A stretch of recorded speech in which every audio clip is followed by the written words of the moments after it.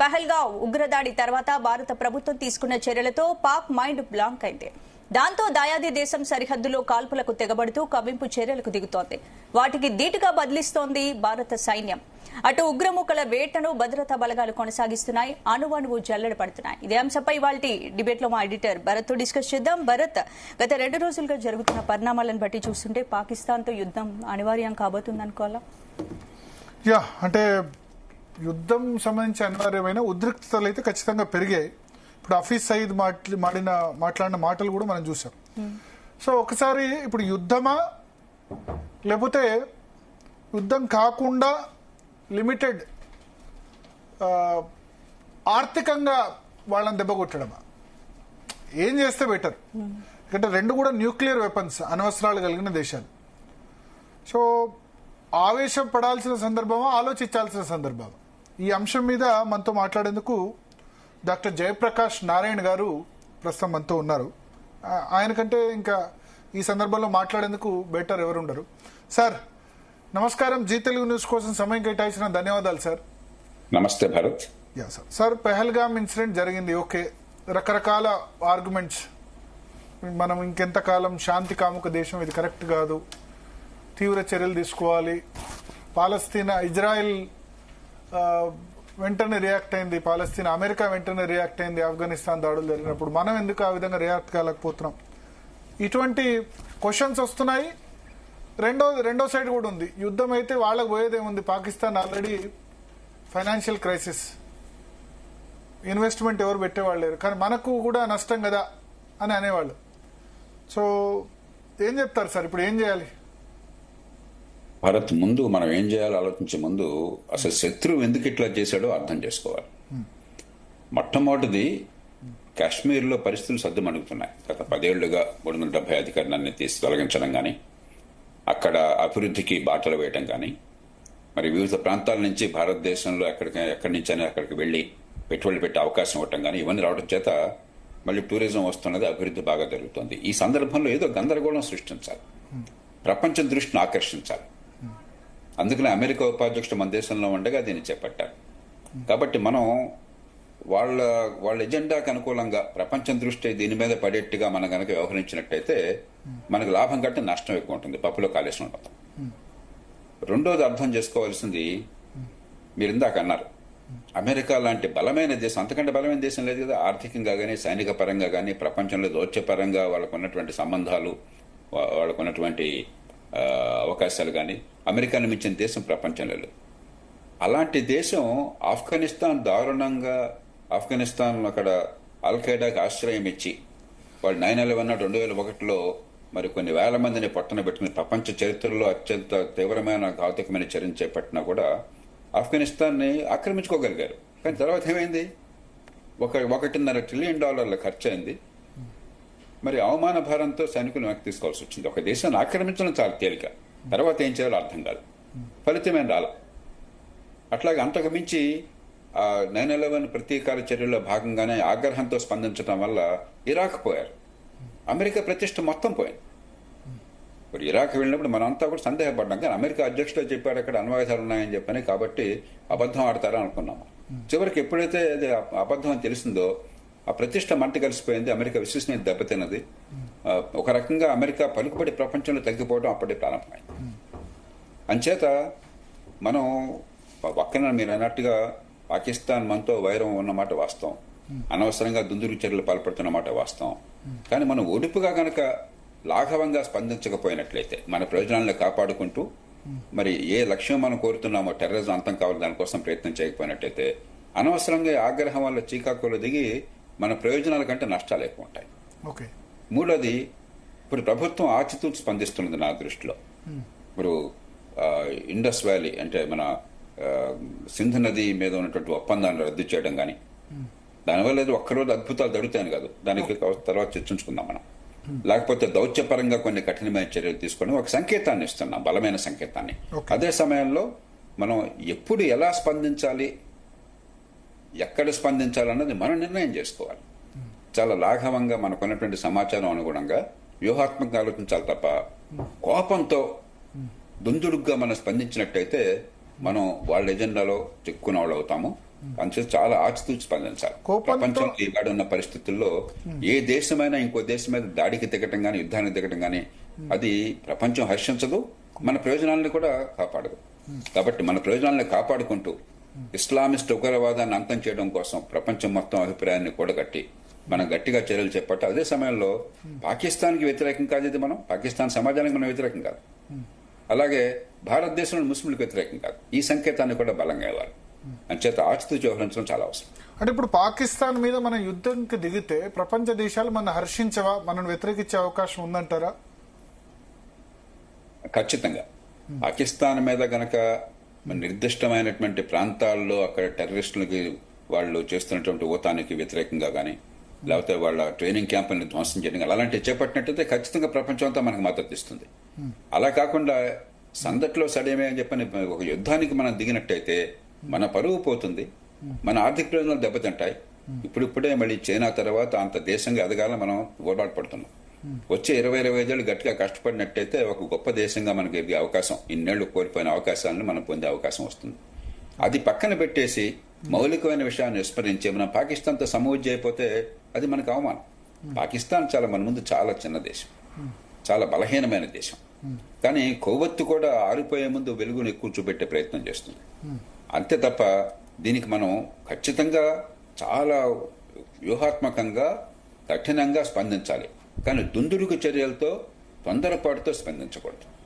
అంటే సార్ ఇప్పుడు మీరు అనేది పూర్తి స్థాయి యుద్ధానికి దిగకుండా కేవలం ఎక్కడైతే టెర్రరిస్టులకు ట్రైనింగ్ క్యాంప్స్ పెడుతున్నారో వాటి మీద అటాక్స్ దిగితే తప్పులేదు అట్లా అంటారా?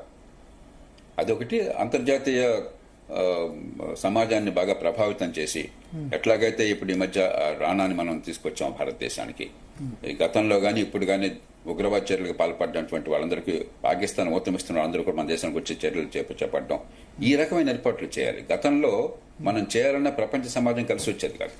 కానీ 2001 తర్వాత పాశ్చాత్య ప్రపంచానికి కూడా ఈ ఇస్లామిస్ట్ ఉగ్రవాదం నేడు తాకింది కాబట్టి వాళ్ళు చాలా ఇబ్బందుల పాలవుతున్నారు. కాబట్టి పూర్తిగా సత్సంబంధాలు ఉన్నాయి. వాళ్ళు మనతో సమాచారాన్ని పంచుకుంటున్నారు, నిఘా సమాచారాన్ని. మనకి ప్రపంచం అంతా కలిసి పనిచేస్తుంది ఉగ్రవాదాన్ని అంతం చేయడం కోసం. దాన్ని ఉపయోగించుకోవాలి తప్ప, ఈ అవకాశంగా దాన్ని ఉపయోగించుకోవాలి తప్ప. అలాగే పాకిస్తాన్ ఇవాళ ఆర్థిక సంక్షోభంలో ఉన్నది. 10-15 ఏళ్ల క్రితం మనకంటే చాలా బలంగా ఉంది పాకిస్తాన్ తలసరి ఆదాయం, కానీ ఇవాళ మనలో సగం కూడా తలసరి ఆదాయం లేదు. దేశం అల్లకల్లోలంగా ఉంది. కాబట్టి ఆర్థికంగా వాళ్ళ మీద ఒత్తిడి తీసుకురావాలి, దౌత్యపరంగా ఒత్తిడి తీసుకురావాలి, అంతర్జాతీయ సమాజాన్ని ప్రభావితం చేయాలి, పాకిస్తాన్ పద్ధతిని మార్చాలి. ఎందుకంటే పాకిస్తాన్లో ఒక ప్రభుత్వం లేదు. మన దేశంలాగా ఒక ప్రధానమంత్రి, ఒక కేబినెట్, ఎన్నికైన ప్రభుత్వం, ఎన్నికైన పార్లమెంటు దాని అధికారం లేదు అక్కడ. ఆర్మీ సైన్యం ధోరణి సైన్యాన్ని, సైన్యంలో కూడా ఐఎస్ఐ లాంటి సంస్థలు మళ్ళీ ఏదో స్వతంత్రంగా పనిచేస్తూ ఉంటాయి. మరి రాజకీయ పార్టీలు ఒక్కొక్క పార్టీ ఒక్కొక్క తీరును పోతుంది, ప్రభుత్వం దాని ప్రభుత్వానికి. అలాంటి సంబంధంలో మనం చాలా ఒడుపుగా మన ప్రయోజనాలను కాపాడుకోవాలి తప్ప మనం దులుకుగా వ్యవహరించకూడదు. సరే, అంటే ప్రపంచ దేశాల చేతిలో ఏముంది? ఇప్పుడు ఇవాళ హఫీజ్ సయీద్ ఓపెన్ గా స్టేట్మెంట్ ఇచ్చారు, సింధు ఒప్పందాన్ని ఉల్లంఘిస్తే గనక రక్తం బారిస్తాం, మోడీని చంపుతాం, ఇటువంటి స్టేట్మెంట్ ఇస్తున్నారు. హఫీజ్ సయీద్, దావూద్ ఇబ్రాహిం వీళ్ళంతా పాకిస్తాన్ లో ఉన్నట్టు తెలుసు. దీనిలో ప్రపంచ దేశాలు మనకు ఏ విధంగా హెల్ప్ చేయగలుగుతాయి? వాళ్ళని అల్టిమేట్ గా పాకిస్తాన్ ఒప్పుకుంది, వాళ్ళందరినీ ఒప్పగించడం వాళ్ళు ఎట్లాగో యాక్సెప్ట్ చేయరు. టెర్రరిజం కు మాకు సంబంధం లేదు, ఉగ్రవాదానికి. అది కాశ్మీర్ లో వాళ్ళు పెట్టే నిర్బంధాల వల్ల, దారుణాల వల్ల జరుగుతుందని స్వతంత్ర పోరాటం అని వాళ్ళు సపోర్ట్ చేస్తారు. 2 విషయాలు భారత్. మొదటిది, టెర్రరిజం అంటేనే ఎసిమెట్రిక్ వార్ఫేర్. టెర్రరిజానికి, టెర్రరిస్టులకి బలం అక్కర్లా. ఎంత పెద్ద దేశం, అమెరికా లాంటి దేశం, మనలాంటి దేశమైనా కూడా, చాలా పెద్ద దేశం కావచ్చు, బలమైన దేశం కావచ్చు, ఎంత పెద్ద దేశమైనా కూడా కొద్దిమంది ముష్కరులు వ్యూహాత్మకంగా మరి వాళ్ళు అనుకున్న సమయానికి, అనుకున్న స్థలంలో, అనుకున్న రీతిలో దాడి చేస్తే చాలా పెద్ద ఎత్తున దెబ్బతీయచ్చు. అది టెర్రరిజం అంటేనే. ఇప్పుడు చైనా లాంటి దేశాలకి అక్కడ స్వేచ్ఛ లేదు కాబట్టి, మొత్తం అవసరమైతే కొన్ని వందల మందిలో, వేల మందిలో ప్రభుత్వం ఊచకోతడానికి సిద్ధపడుతుంది కాబట్టి, కోర్టులు వగైరా అడ్డుపడవు కాబట్టి అక్కడ పరిస్థితి వేరు. ఆ చైనా కూడా బయట టెర్రరిజాన్ని చేయలేదు. వాళ్ళ దేశం లోపల టెర్రరిజాన్ని పూర్తిగా హతమార్చే అవకాశం వాళ్ళకు మనకు కొంచెం కష్టం. అది ఎందుకంటే మన కోర్టులు, మరి మానవ హక్కులు, రాజ్యాంగం ప్రసాదించినటువంటి ప్రాథమిక హక్కులు ఏమన్నా ఉన్నాయి కాబట్టి. అంతకు మించి ఇతర దేశాల్లో ఉన్నదానికి మనం వ్యూహాత్మకంగా చరిత్రపై మార్గం లేదు. రెండో విషయం గుర్తించాల్సింది, పాకిస్తాన్ ఆర్థిక సంక్షోభంలో ఉండటమే కాకుండా టెర్రరిజం వల్ల పాకిస్తాన్ గడ్డ మీద పుట్టిన టెర్రరిజం వల్ల మన దేశంలో ఎంతమంది ప్రాణాలు కోల్పోతున్నారో పాకిస్తాన్లో అంతకు 100 రెట్ల మంది ప్రాణాలు కోల్పోతున్నారు. అంటే వాళ్ళు సృష్టించిన భూతం వాళ్ళని మింగేస్తున్నారు. అవును. పాకిస్తాన్ సమాజానికి కూడా క్రమక్రమంగా అర్థమవుతుంది. వాళ్ళు మూర్ఖంగా ఏం చేస్తున్నారంటే భారత్ మీద దాడి చేస్తే వాళ్ళు మంచి టెర్రరిస్టులు, మంచి ఉగ్రవాదులు, పాకిస్తాన్ మీద దాడి చేస్తే చెడ్డ ఉగ్రవాదులు అంటారు. అలాంటిదే ఉండదు. మంచి ఉగ్రవాదులు, చెడ్డ ఉగ్రవాదులు ఉండదు. గుడ్ టెర్రరిజం, బ్యాడ్ టెర్రరిజం ఉండదు. ఆ టెర్రరిజం పాకిస్తాన్ ని పూర్తిగా అల్లకల్లోలం చేస్తోంది, ఆ సమాజాన్ని మింగేస్తోంది. అంచేత ఇది అవకాశంగా మలుచుకోవాలి. అంటే పాకిస్తాన్ సమాజంలో కదలిక రావాలి, విజ్ఞత రావాలి. ఆర్థికంగా వాడు పెరగాలన్నా, ఆ దేశంలో శాంతి పద్ధతులు సమన్వయం ఉండాలన్నా, సామరస్యం ఉండాలన్నా మనతో సామరస్యం అవసరం, ఇక్కడ టెర్రరిజం అంతం చేయడం అవసరం. అంతర్జాతీయ సమాజాన్ని ఉపయోగించుకోవాలి. ఎసిమెట్రిక్ వార్ఫేర్ లో మీకు వాడి దోమే కావచ్చు, కానీ దోమను కొట్టడానికి మెజగా ఆయుధాలు చాలా జాగ్రత్తగా ఉపయోగించాలి తప్ప తన ఒక నిపుణుడు సర్జన్ ఎలాగైతే ఆపరేషన్ చేసినప్పుడు చాలా జాగ్రత్తగా వ్రణాన్ని పీకేస్తారు అలా చేయాలి తప్ప కోపం వచ్చిందని చెప్పని గదతో కొట్టి పారేస్తే ఉపయోగం లేదు. కానీ ఇప్పుడు అమెరికా లాంటిది ఆఫ్ఘనిస్తాన్ లో మనకు అటాక్స్ తర్వాత బిన్ లాడెన్ ని చంపేసే వరకు వచ్చింది, ఇమీడియట్ గా ఆఫ్ఘనిస్తాన్ మీద ఎయిర్ స్ట్రైక్ చేసింది కదా. సో మిగతా కంట్రీస్ కూడా పాలస్తీనా విషయంలో ఇజ్రాయెల్ కూడా అదే విధంగా రియాక్ట్ అయింది. Knee-jerk reaction. సో అది నీజర్క్ రియాక్షన్, ఫాస్ట్ రియాక్షన్ ఉండకపోతే భయం ఉండదు కదా పాకిస్తాన్కైనా వాళ్ళకైనా. ఈ దౌత్యపరం ఇవన్నీ ఇష్యూస్ ఇప్పుడు మీరు అన్నారు 26/11, కానీ తహావూర్ రాణాని తీసుకొచ్చింది ఇన్ని సంవత్సరాలు పట్టింది, 16-17 సంవత్సరాలు పట్టింది కదా. ఇప్పటికే హఫీజ్ సయీద్ ఇవాళ కూడా స్టేట్మెంట్ చేస్తూనే ఉన్నాడు. మీరన్నది వాస్తవం, కానీ చివరికి జరిగింది ఏమిటి? అమెరికా కొన్ని వందల మందిని కోల్పోయింది, బహుశా ఇరాక్తో కలిపితే కొన్ని వేల మందిని కోల్పోయింది. అంతకు మించి కొన్ని ట్రిలియన్ల డాలర్లు అంటే లక్షల కోట్ల డాలర్ల డబ్బును కోల్పోయింది. అంతకు మించి ప్రపంచంలో అమెరికా విశ్వసనీయత, పలుకుబడి తగ్గినాయి. అన్నిటిని మించి ఉగ్రవాదం పెద్ద అరికట్టడం జరగల. అల్ఖైదా పోయింది చాలా మేరకు, ఇప్పుడు కూడా పూర్తిగా పోలా, కానీ ఐసిస్ వచ్చింది. ఐసిస్ అంతం చేస్తే మరొకటి వస్తాం, లేకపోతే లోన్ వోల్ఫ్ వారియర్స్ వస్తున్నారు యూరోప్ లో కానీ అమెరికాలో కానీ. కాబట్టి టెర్రరిజాన్ని ఎదుర్కోవటం అన్నది ఒక యుద్ధంతో వచ్చేది కదా. ఒక రాజ్యం మీద ఒక రాజ్యం కనుక దుశ్చర్యలకు పాల్పడితే, రాజ్యం దారుణంగా ప్రవర్తించినట్టయితే ప్రపంచం అంతా కలిసి ఆ రాజ్యం మీద దండెత్తవచ్చు. మన బంగ్లాదేశ్ ని ముక్తి చేయగలిగాం ఆక్రమించుకుని. అది పెద్ద కష్టం కాదు, అక్కడ ప్రజలు కూడా దానికి కావాల్సిన మద్దతు ఇచ్చినట్టయితే. టెర్రరిస్ట్ మోకల్ని ఒక యుద్ధంగా భావించడం తప్పు. అది టెర్రరిస్ట్ మీద యుద్ధం కావచ్చు, కానీ మామూలుగా రాజ్యాల మధ్య యుద్ధంలాగా భావిస్తే అది మనకి దుష్ఫలితాన్ని ఇస్తుంది. రెండోది మీరు చెప్పారు, సయీద్ హఫీజ్ సంగతి చెప్పారు, సింధు నది ఒప్పందం గురించి చెప్పారు. ఉదాహరణకి మూర్ఖుడి కాబట్టి మాట్లాడుతున్నారు తప్ప దానిలో అసలు పసా లేదు, అతని పరిజ్ఞానము లేదు. సింధు నది మన గోదావరి కంటే దాదాపుగా ఒక 2.5 రెట్లు ఎక్కువ నీటిపారుదల ఉన్నటువంటి వ్యవస్థ. గోదావరిలో నీళ్లు మనం ఉపయోగించుకోలేం, ఎక్కువగా వరదల్లో పోతుంది. సింధు నది అట్లా కాదు, సింధు నది నీళ్లు అత్యధికంగా ఉపయోగించుకోవచ్చు. 365 డేస్ ప్రవాహం ఉంటుంది. ప్రవాహం ఎందుకంటే హిమాలయాల నుంచి వస్తుంది కాబట్టి ఈ గ్లేసియర్స్ ఉన్నంత కాలం మనకు 340 నీళ్లు ఉంటాయి.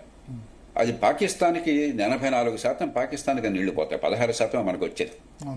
కేవలం మన ప్రాంతంలో ప్రవహించేటువంటి 3 ఉపనదులు రావి, బియాస్, సట్లెజ్, ఆ నీళ్లు మాత్రం ఉపయోగించుకోవచ్చు. దాదాపు 40-41 బిలియన్ క్యూబిక్ మీటర్స్. లేకపోతే సుమారుగా ఒక 1300-1400 టీఎంసీల నీళ్లు మనం వాడుకోవచ్చు. దానిలో మనం ఇప్పుడు కూడా 200-300 టీఎంసీ ముడి నీళ్లు వాడుకోలేకపోతున్నాం.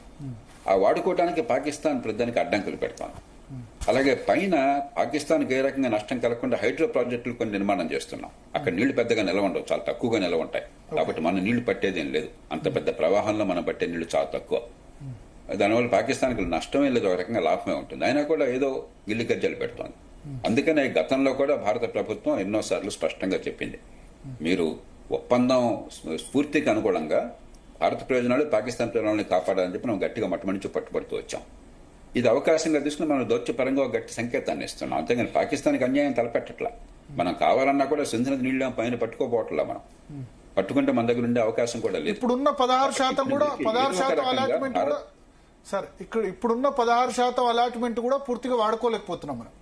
వాడుకోలేకపోతున్నాం. సుమారుగా 9 బిలియన్ క్యూబిక్ మీటర్లు, అంటే సుమారుగా ఒక 300 టీఎంసీ నీళ్లు మనం సరిగ్గా వాడుకోలేకపోతున్నాం. దానికి మార్గాలు ఉన్నాయి. ఇప్పుడు మనం కూడా వ్యూహాత్మకంగా ఎందుకని రద్దు చేశామని చెప్పంటే, చెనాబ్ రివర్ నది నుంచి, అది చెనాబ్ నది పాకిస్తాన్కి చెందుతుంది ఆ నీళ్లు. చెనాబ్ నది మన ప్రాంతంలో జమ్మూ కాశ్మీర్ లో ప్రవహించే ప్రాంతం నుంచి మనం ఒక టన్నెల్ ద్వారా రావి బియాస్ నదులకు మళ్లించవచ్చు. అది మళ్లించినట్టయితే పాకిస్తాన్కి నష్టమే ఉండదు, మన నీళ్లు మనం వాడుకుంటున్నాము. కిందకెళ్లే నీళ్లు మొత్తం మన రావి బియాస్ నుంచి నీళ్లు కిందకి వెళ్ళిపోతున్నాయి ఆ మేరకు, కాబట్టి వాళ్ళకి నష్టమే ఉండదు. కానీ మన నీళ్లు వాడుకోగలం. పాకిస్తాన్ అనవసరంగా అడ్డుపడుతుంది. బహుశా రేపు పొద్దున ఈ ఒప్పందం రద్దు అయినట్టయితే మనం ఆ పని చేయొచ్చు పాకిస్తాన్ ఇబ్బంది లేకుండా. లేదంటే మళ్ళీ ఇంకోసారి ఒప్పందం కోసం పాకిస్తాన్ ముందుకు రావచ్చు. కూర్చుని గతంలో కూడా చాలా స్వేచ్ఛగా ఒప్పందం చేసుకున్నాం. ఇది ఒక రకంగా సింధు నదీ జలాల ఒప్పందం ప్రపంచంలోనే నదీ జలాల విషయంలో రెండు దేశాల మధ్య చాలా గొప్ప ఒప్పందంగా చెప్తారు. లిలియంథాల్ అని చెప్పని టెన్నిస్వేర్ అథారిటీ చైర్మన్ గా పనిచేశాడు 1940ల దశకంలో. అట్లాగే అటామిక్ ఎనర్జీ కమిషన్ చైర్మన్ గా చేశాడు అమెరికాలో. ఆయన పూనుకుని ఈ ప్రతిపాదన చేశాడు. దానికి అనుగుణంగా ఆనాడు వరల్డ్ బ్యాంక్ కూడా స్పందించి యూజన్ బ్లాక్ అని చెప్పని ప్రపంచ బ్యాంకు మధ్యవర్తిత్వం జరిపి ఒప్పందం కుదిర్చింది.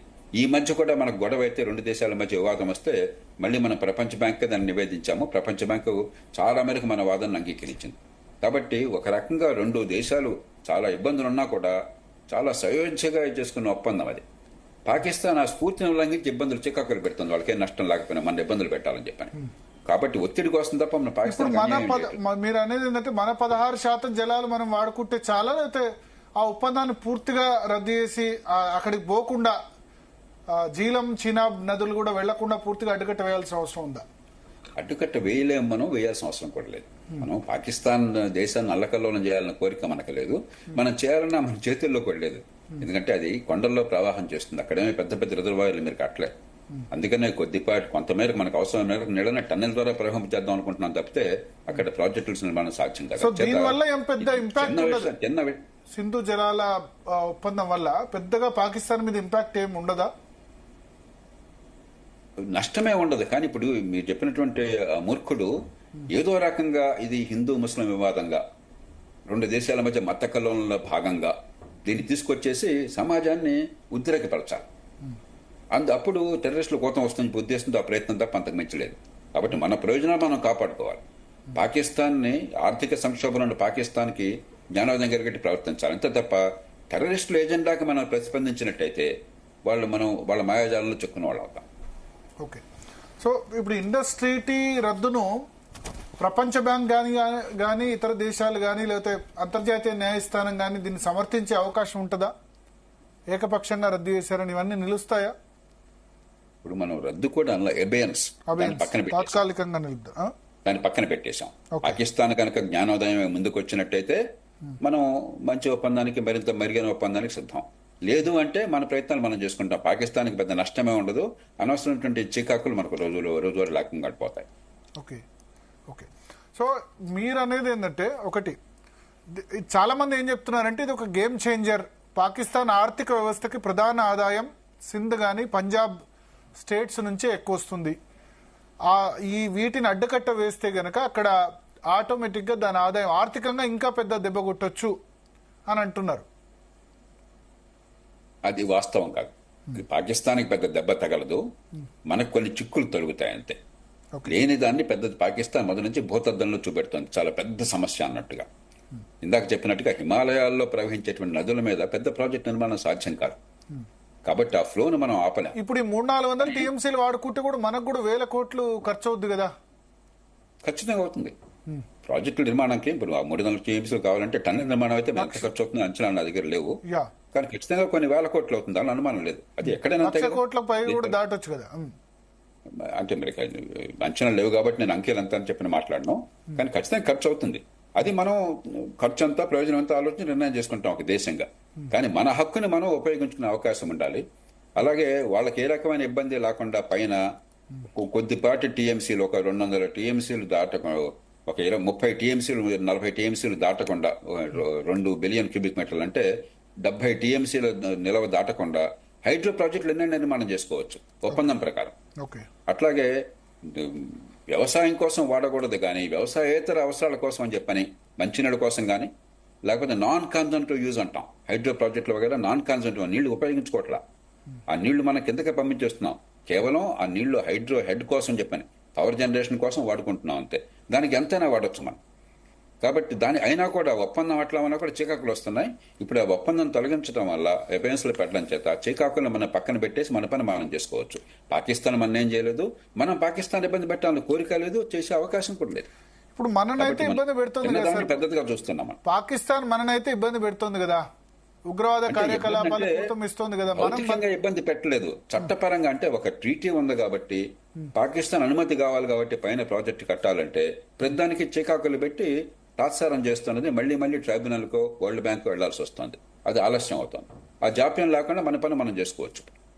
ఓకే సార్, ఒకటి ఇప్పుడు పాకిస్తాన్కు చాలా సింపుల్ కాస్ట్, ఒకళ్ళ మతం పేరు చెప్పో లేకపోతే జిహాద్ పేరు చెప్పో ఒక ఉగ్రవాదిని తయారు చేయడం చాలా, ఎందుకంటే చాలా మంది వాళ్ళకు వచ్చే ఖర్చేం లేదు. కానీ దానికోసం ఇప్పుడు మనం పాకిస్తాన్ బార్డర్ దాదాపు 3300 కిలోమీటర్లు ఎత్తున్నాం, చైనా బార్డర్ అంతకంటే ఎక్కువ, బంగ్లాదేశ్ బార్డర్. డిఫెన్స్ కోసం చాలా, రక్షణ కోసం చాలా ఎక్కువ ఖర్చు చేయాల్సి వస్తుంది. ఎంత ఖర్చు చేసినా సరే ఒక్క జిహాదీలు, ఒక 3-4 జిహాదీలు వాళ్ళ ప్రాణాలకు తెగించున్నారు కాబట్టి వచ్చే విధంగా డ్యామేజ్ చేస్తున్నారు. సింపుల్ కాస్ట్ అంటే చెడగొట్టడం చాలా ఈజీ అంటారు కదా. మీరు అన్నది పూర్తిగా వాస్తవం. మనం రక్షణ కోసం మరీ ఎక్కువ ఖర్చు పెట్టాల, అవసరం మేర ఖర్చు పెడుతున్నాం. 1.8% ఖర్చు పెడుతున్నాం మనం జీడిపిలో.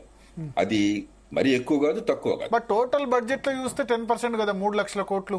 ఖచ్చితంగా బడ్జెట్ లో 10% ఉంటుంది, ఖచ్చితంగా అంతకంటే ఎక్కువ ఉంటుంది. 5 లక్షల కోట్లు దాటింది ఇప్పుడు. దాటింది 50 లక్షల కోట్లు, 5 లక్షల కోట్లు అంటే 10% ఖర్చు పెడుతున్నాం. ఇదే దాన్ని వేరే విధంగా స్పెండ్ చేస్తే ఈ ఖర్చును హైయెస్ట్ డిఫెన్స్ కే కదా. నిజమే. గాని భరత్, ప్రపంచంలో మన అనుభవం గాని ప్రపంచ అనుభవం మన నేర్పిన పాఠం ఏంటంటే, ఈవేళ 1,00,000 కోట్ల రూపాయలు కనుక లోపించినట్టయితే రేపొద్దున అంతకు మించిన మూల్యం ఆర్థికంగాను, దేశ భద్రత రీత్యాను, దేశ ప్రతిష్ట రీత్యా కూడా మనం చెల్లించాల్సి వస్తుంది. మనం చైనాతో ఇట్లాగే మొదట్లో 1950ల దశకంలో ఆ సమస్యను గుర్తించకుండా మనం కొంచెం రొమాంటిక్ గా ఆలోచించి హిందీ చీనీ భాయ్ భాయ్ అనుకుని వాళ్ళ అంతర్యాన్ని గుర్తించకుండా మన రక్షణ చర్యలు చేపట్టుకుని ఉండేసరికి ఎంత నష్టపోయామో మనకు తెలుసు. 62లో యుద్ధం వచ్చినప్పుడు మన సైనికులు ఎత్తు 4,500 మీటర్లు అంటే స్నో లైన్ కి పైన యుద్ధం చేస్తుంటే వాళ్ళకి బూట్లు లేవు, ఆ స్నో బూట్స్ లేవు. అంత చలిని తట్టుకునే బూట్లు లేకుండా సైనికులు యుద్ధం చేయమని తుపాకులు ఇచ్చాం. తుప్పు పట్టిన మర తుపాకులు పాత ఇచ్చాం మనం, ఆ చలిలో పనిచేయనటువంటివి. దెబ్బ కొడిపోయాం మనం. కాబట్టి దేశ రక్షణ కోసం అతిగా ఖర్చు పెట్టకూడదు, కానీ అవసరాల రీత్యా ఎంతైనా ఖర్చు పెట్టాలి. కాబట్టి మనం పెడుతున్న ఖర్చు అవసరం పెంచాల్సింది. పంచశీల ఒప్పందం కరెక్ట్ కాదంటారా అప్పుడు జరిగిన ఒప్పందం? పంచశీల మనం మోసం చేయడం కోసం పెట్టారు కదా, చైనా దాన్ని పాటించలేదు కదా, దాన్ని తుంగలోకి దక్కారు కదా. ఇప్పుడు 2 దేశాల మధ్య బలవంతంగా ఆక్రమణ ఉండకూడదని పంచశీల చెప్పింది. ఏమన్నా సమస్యలుంటే శాంతియుతంగా చర్చల ద్వారా పరిష్కారం కావాలని పంచశీల చెప్పింది. వాళ్ళు చేసింది ఏంటి? మనమే దాడికి దిగారు. కాబట్టి తొంగలో దక్కింది చైనా. రొమాంటిక్ గా మనం ఆలోచించి, జవహర్లాల్ నెహ్రూ గారి సదుద్దేశంతోనే చాలా రొమాంటిక్ గా ఆలోచించి దేశ రక్షణ నాకు అక్కర్లేదు, దానికోసం డబ్బు ఖర్చు పెట్టక్కర్లేదు, హిందీ చీనీ భాయ్ భాయ్ అని చెప్పని టిబెట్ ని వాళ్ళు ఆక్రమించి కూర్చుంటే మనం వాళ్ళ గోతం పలికాం. కనీసం టిబెట్ ఆక్రమణ అప్పుడైనా సరే మేము టిబెట్ లో మీ ఆధిపత్యాన్ని ఎప్పుడు గుర్తిస్తాము అంటే భారత్ చైనాల మధ్య ఈ సరిహద్దు రేఖ శాశ్వతత్వం కల్పిస్తే అన్న మాట మనం అనలేదు ఏనాడు కూడా. అలాగే పాకిస్తాన్ తో కూడా షిమ్లా ఒప్పందం జరిగింది 71లో. మీకు డిసెంబర్ 17వ తారీఖు నాకు బాగా గుర్తుంది. ఆ రోజు ఇంకా మీరంతా చిన్నవాళ్ళు, మీరు పుట్టలేదు. మేమంతా కూడా అప్పటికే ఎదుగుతూ ఉన్నాం. ఆ రోజున పాకిస్తాన్ సైనిక దళం మనకి నియాజీ ఆధిపత్యంలో 90,000 మంది సైనికులు లొంగిపోయారు. షిమ్లా ఒప్పందంలో వాళ్ళందరినీ వదిలేశాం. దాదాపుగా 13,000 చదరపు కిలోమీటర్ల భూమిని మనం ఆక్రమించుకున్న భూమిని, పశ్చిమ పాకిస్తాన్ భూమిని మనం దాన్ని కూడా తిరిగి ఇచ్చేసాం. ఇది ఇస్తున్నప్పుడైనా కనీసం జమ్మూ కాశ్మీర్ విషయంలో శాశ్వత పరిష్కారం, సింధు జలాల విషయంలో శాశ్వత పరిష్కారం కోసం గట్టిగా పట్టుబట్టొచ్చు మనం. అప్పుడు పాకిస్తాన్కి వేరే ప్రత్యామ్నాయం లేదు, అయినా మనం వదిలేసాం. కాబట్టి గతం నుంచి మన పాఠాన్ని ఎందుకప్పుడు ఆలోచించలేదు నెహ్రూ గాని ఇందిరాగాంధీ సదుద్దేశంతోనే. ఏంటంటే మనం ఇప్పుడు మనకు ఒక ఇంగ్లీష్ లో ఒక సామెత ఉన్నది, మీరు స్నేహితులు ఎవరు కావాలో ఎంచుకోవచ్చు, పొరుగు వాళ్ళు ఎవరు కావాలో ఎంచుకోలేరు. మనకి ఇష్టం ఉన్న లేకపోయినా కూడా పాకిస్తాన్, చైనా మనకి పొరుగు వాళ్ళు శాశ్వతంగా. ఈ దేశం ఉన్నంత కాలం, అంటే చరిత్ర మొత్తం నిరంతరం, ఆ దేశాలు ఉన్నంత కాలం ఈ సరిహద్దు అనివార్యం, పొరుగు వాళ్ళు అనివార్యం. కాబట్టి ఆ సమాజం మీద మనం దండెత్తట్ల. ఆ సమాజాన్ని నాశనం చేయాలని మనం కోరుకోవట్లేదు. చైనా నాశనం కావాలని మనకి ఇష్టం, మన కోరిక లేదు. అలాగే పాకిస్తాన్ నాశనం కావాలని మన కోరిక లేదు. మన ప్రయోజనాలు మనం కాపాడుకోవాలి, వాళ్ళతో సవ్యజ్ఞంగా ఉండాలని మనం కోరుకుంటున్నాం. దానికి సంకేతంగా బహుశా పర్లేదు రేపొద్దున పరిష్కారం అవుతాయని చెప్పిన భావంతో ఆచితూచి వ్యవహరించకుండా కొంచెం వదిలేశారు చూస్తున్నట్టుగా. జరిగింది అది జరిగిపోయింది. కానీ దేశ రక్షణ విస్మరించినట్టయితే మళ్ళీ ఇంకో తప్పు చేసిన వాళ్ళు అవుతాం. ఇప్పుడు ప్రస్తుతం పెడుతున్న ఖర్చు కూడా చాలదు, బహుశా కొంత పెంచాలి. మన బడ్జెట్ లో మనకున్న పరిస్థితుల మేరకు కొంతైనా పెంచాల్సిన అవసరం ఉంది. రక్షణ శాఖకు సంబంధించిన బడ్జెట్ లో పెంచాలి, ఇంకా పెంచాలి. ఎందుకంటే మన బడ్జెట్ లో చాలా మందికి అర్థం కాని విషయం ఏంటంటే చాలా ఎక్కువ డబ్బు పెన్షన్లకు పోతోంది. అవును, ఇప్పటికి కూడా. ఎందుకంటే ఆర్మీలో 15 ఏళ్ల సర్వీసే 190 మందికి ఉంటుంది కాబట్టి రిటైర్మెంట్ వయసు ఎక్కువ మంది ఉంటారు. అవును, మనకు మామూలుగా సివిల్ సర్వీసెస్ లో వాటిలో 50 ఎందుకు 60 ఏళ్లకు రిటైర్మెంట్. అక్కడ అట్లా కాదు, 35కి 40 కల్లా రిటైర్ అయిపోతారు. 40 ఏళ్ల నుంచి మిగతా రిటైర్మెంట్ వాళ్ళ కోసం పెద్ద ఎత్తున 1 ర్యాంక్ 1 పెన్షన్ పేరుతో విపరీతమైన పెన్షన్లు ఇస్తున్నాం. దాన్ని ఉత్సాహంగా మనం ఒప్పేసుకున్నాం. ఇప్పుడు ఇవాళ ఏమవుతుంది, ఆ పెన్షన్ కోసం డబ్బులు ఎప్పుడైతే కేటాయించలేదో బడ్జెట్ లో రక్షణ కోసం పెట్టే ఖర్చులు అత్యధిక భాగం ఇవాళ పెన్షన్ల కోసం పోతుంది. దీర్ఘకాలంలో దాన్ని పరిష్కారం చేయాలి. తర్వాత మన దేశ అవసరాలకు రీత్యా ఆయుధ సంపత్తి కానీ లేదా టెక్నాలజీ కానీ పెంపొందించుకోవాలి. ఆయుధ సంపత్తి కొనుగోలు కంటే పెన్షన్లకు జీతాలకు వాటికే ఎక్కువ ఖర్చు అవుతుంది, చాలా ఎక్కువ అవుతున్నది. చాలా మందికి ఆ విషయం తెలియదు.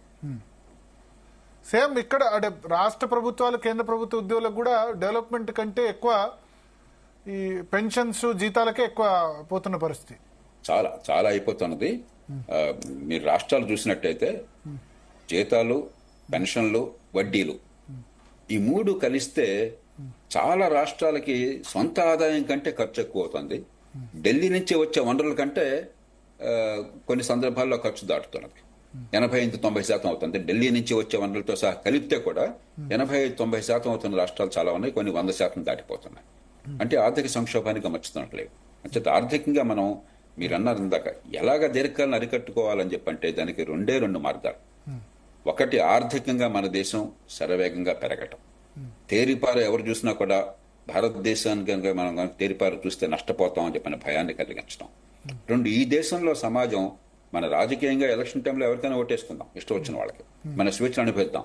కానీ దేశ రక్షణ విషయంలో, దేశ భద్రత విషయంలో మనందరం ఒకటే ముక్త కంఠంతో ఉందాం. అంతేగాని ఒక సంఘటన జరగానే వీడు వాడిని తిట్టడము, ఒకరినొకరు వేలెత్తి చూపెట్టడము, ఇది విజ్ఞత కాదు. ఖచ్చితంగా ఏ ప్రభుత్వం అన్నా కూడా భారతదేశంలో మన దేశ సమగ్రత కోసం పోరాడుతున్నాయి. నాకు ఆ విషయంలో ఏమాత్రం అనుమానం లేదు. సందర్భాల్లో రాజకీయంగా పొరపాట్లు చేసి ఉండొచ్చు, కానీ బుద్ధిపూర్వకంగా ఎవరు కూడా దేశ రక్షణ కానీ దేశ ఐక్యతను కానీ బాగా గడిపెట్టే ప్రయత్నం చేయట్లేదు. కాంగ్రెస్ ప్రభుత్వం అన్నా బీజేపీ ప్రభుత్వం అన్నా కూడా. కాబట్టి ఈ విషయంలో ఒక యుద్ధ సమయంలో ఎలాగైతే దేశం అంతా కలిసి ఉంటుందో, ఈ ఉగ్రవాదం మీద యుద్ధం సమయంలో కూడా మన దేశం అంతా కలిసి ఉండాలి. ఒకళ్ళ మీద ఒకళ్ళు నిందలు మానేసేసి ఏకోన్ముఖంగా మనం కదలాలి. సార్, పెన్షన్లకే మొత్తం ఖర్చు అంతా కూడా పోతుంది. అది సైన్యమైనా లేకపోతే రాష్ట్రం దీన్ని తీసేస్తేనేమో మళ్ళీ అదొక ప్రాబ్లం ప్రభుత్వ ఉద్యోగులతో లేకపోతే వాళ్ళతో. ఇప్పుడు ఆల్రెడీ సిపిఎస్ పెట్టాలనే డిమాండ్ జరుగుతున్నాయి అన్ని రాష్ట్రాలు. కొన్ని రాష్ట్రాలు ఇంట్రడ్యూస్ కూడా మళ్ళీ చేస్తున్నారు. సిపిఎస్ నుంచి మళ్ళీ యూనిఫైడ్ ఓల్డ్ పెన్షన్ స్కీమ్ లోకి రావాలని డిమాండ్ చేస్తున్న పరిస్థితి. సో ఇవన్నీ తీసేసి ఇట్లా రాను ఇంకా ఖర్చు పెరుగుద్ది కదా పెన్షన్లకు సంబంధించి, జీతాలకు సంబంధించి. మంచి ప్రశ్నలు లేవనెత్తారు. వాజ్పేయి ప్రభుత్వం 2004లో కొత్త పెన్షన్ పద్ధతిని ప్రవేశపెట్టింది. ఏమిటది? ప్రపంచమంతా ఉన్నట్లుగా ప్రభుత్వోద్యోగులు కొంత డబ్బు వాళ్ళు ప్రతి నెల, కొంత డబ్బు ప్రభుత్వము ముందుగానే పెట్టి, అంటే భవిష్యత్తు మీద వచ్చే తరాల మీద బడ్జెట్ మీద భారం లేకుండా పెన్షన్ కోసం ఒక ఫండ్ క్రియేట్ చేశారు. ఇది ప్రస్తుతం ఇంకా అమల్లోకి రాలా. అంటే 2004 నుంచి కొత్తగా రిక్రూట్ అయిన వాళ్ళకి మాత్రమే అమలు అవుతుంది.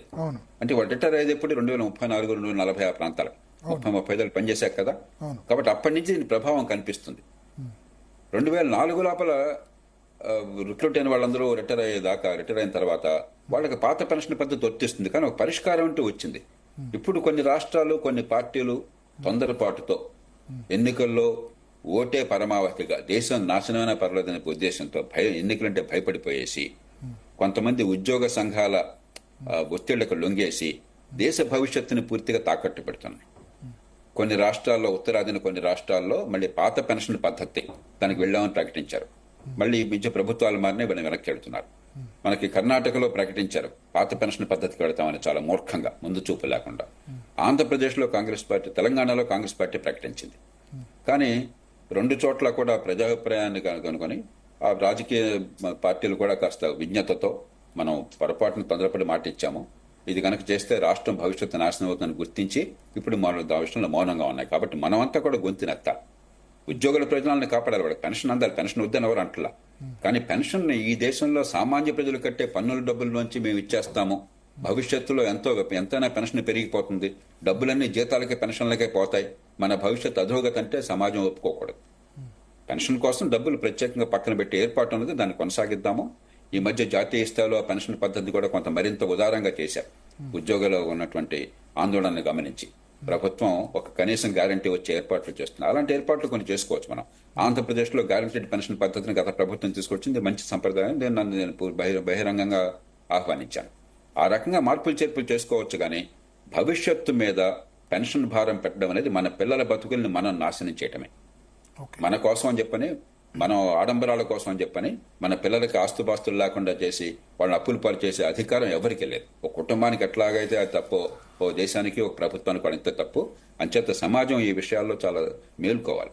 మన ఆర్థిక నిర్వహణకి, మన రక్షణ కోసం పెట్టే ఖర్చుకి, బడ్జెట్లో ఉండేటువంటి మిగులు లేకపోతే లోటుకి, అప్పుల పాలు అవడానికి దేశ భద్రతకి అవినాభావ సంబంధం ఉంది. అంతేగాని అది వేరు ఇది వేరు అనుకున్నట్టయితే చివరికి అంతా పైసామే పరమాత్మ. డబ్బులు ఎంత బలంగా ఉంటే, ఆయుధ సంపత్తి ఎంత గట్టిగా ఉంటే, మనం ఎంత జాగ్రత్తగా భవిష్యత్తు పట్ల ఆలోచనతో మెలిగితే అంతగా దేశాన్ని కాపాడుకుంటాం. ఎంత ముందు చూపు లేకుండా ఇవాటి కోసం చూస్తే, ప్రతిరోజు పరగడగా భావించినట్టయితే అంతగా దేశం నష్టపోతుంది, దేశ భవిష్యత్తు నష్టపోతుంది. అగ్నివీర్ స్కీమ్ వల్ల ఈ సిచ్యువేషన్ వచ్చింది అంటున్నారు.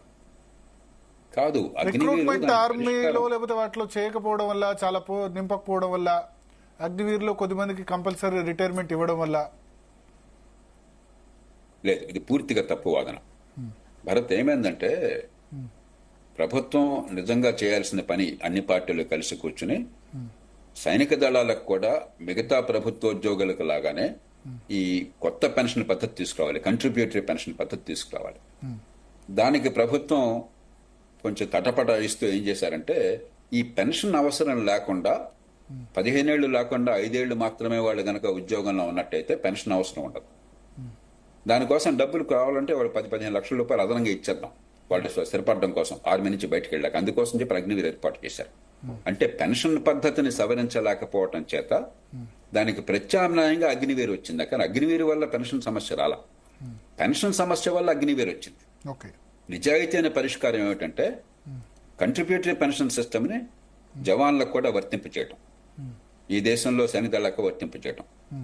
అలా చేయకపోయినట్లయితే దేశ రక్షణ కోసం పెట్టే ఖర్చు రక్షణ కోసం వెళ్ళదు, రక్షణ పేరుతో కేవలం మాజీ సైనికుల పెన్షన్ల కోసం వెళ్తుంది ఎక్కువగా.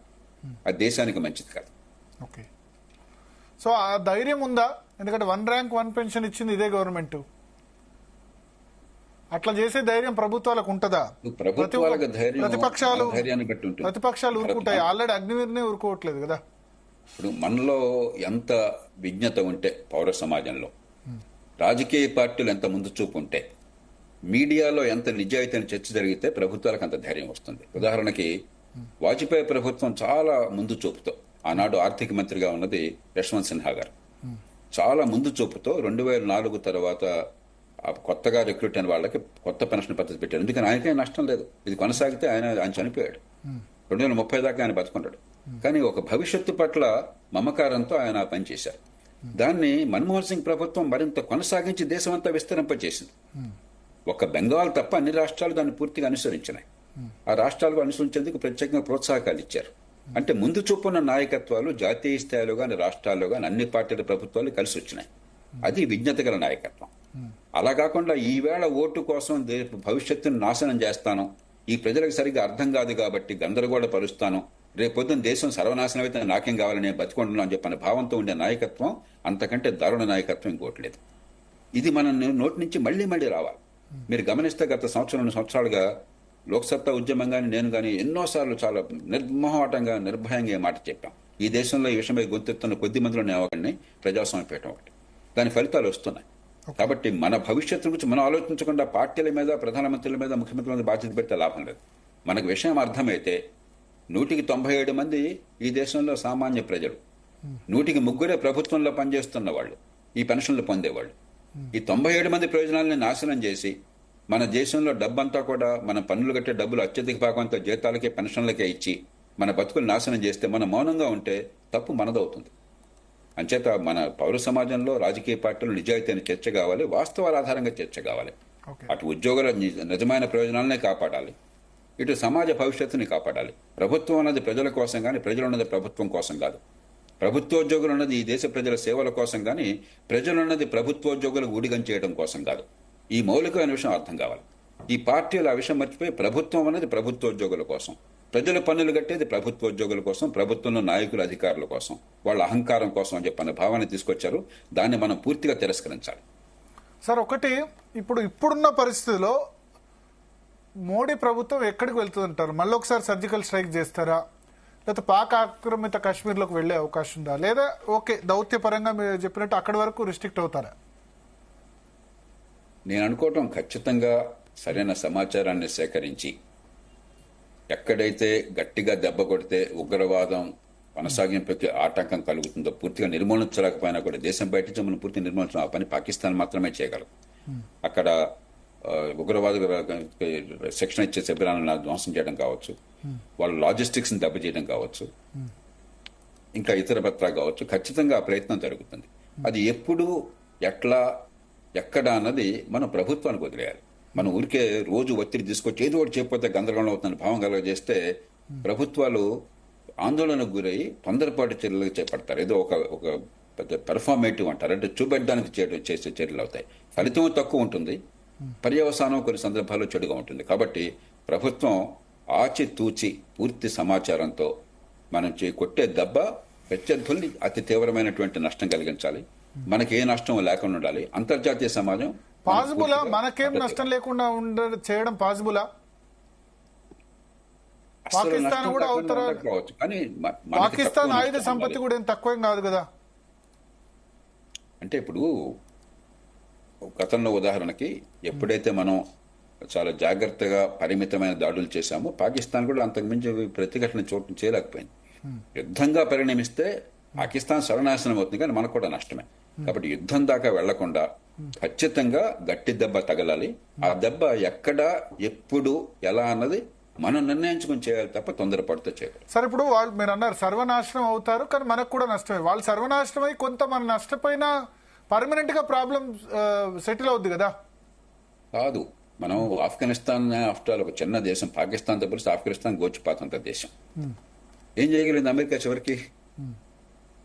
ఆఫ్ఘన్ సమాజం ఎట్లా ఉంది ఇప్పుడు? అంచేత ఇది మనకి అట్లీస్ట్ ఆఫ్ఘనిస్తాన్ అయితే మళ్ళీ యుఎస్ అటాక్ చేసే పరిస్థితి అయితే లేదు, ఆ విధంగా ఉగ్రవాద దాడులు చేసే పరిస్థితి లేదు. సరే, అక్కడ అమెరికా అనుకున్న రాజ్యం రాకపోయినా ఇప్పుడు మనం ఇంకొకళ్ళని దెబ్బ కొట్టడానికి మన కళ్ళు మనం పొడుచుకుంటే ఉపయోగం లేదు కదా. ఇప్పుడు వ్యూహాత్మకంగా చేయడం తప్ప, దీర్ఘకాల పోరాటం తప్ప, తొందరపడి కోపం ప్రదర్శిస్తున్నారు. దేశాలు ఎప్పుడు కోపంతో స్పందించకూడదు.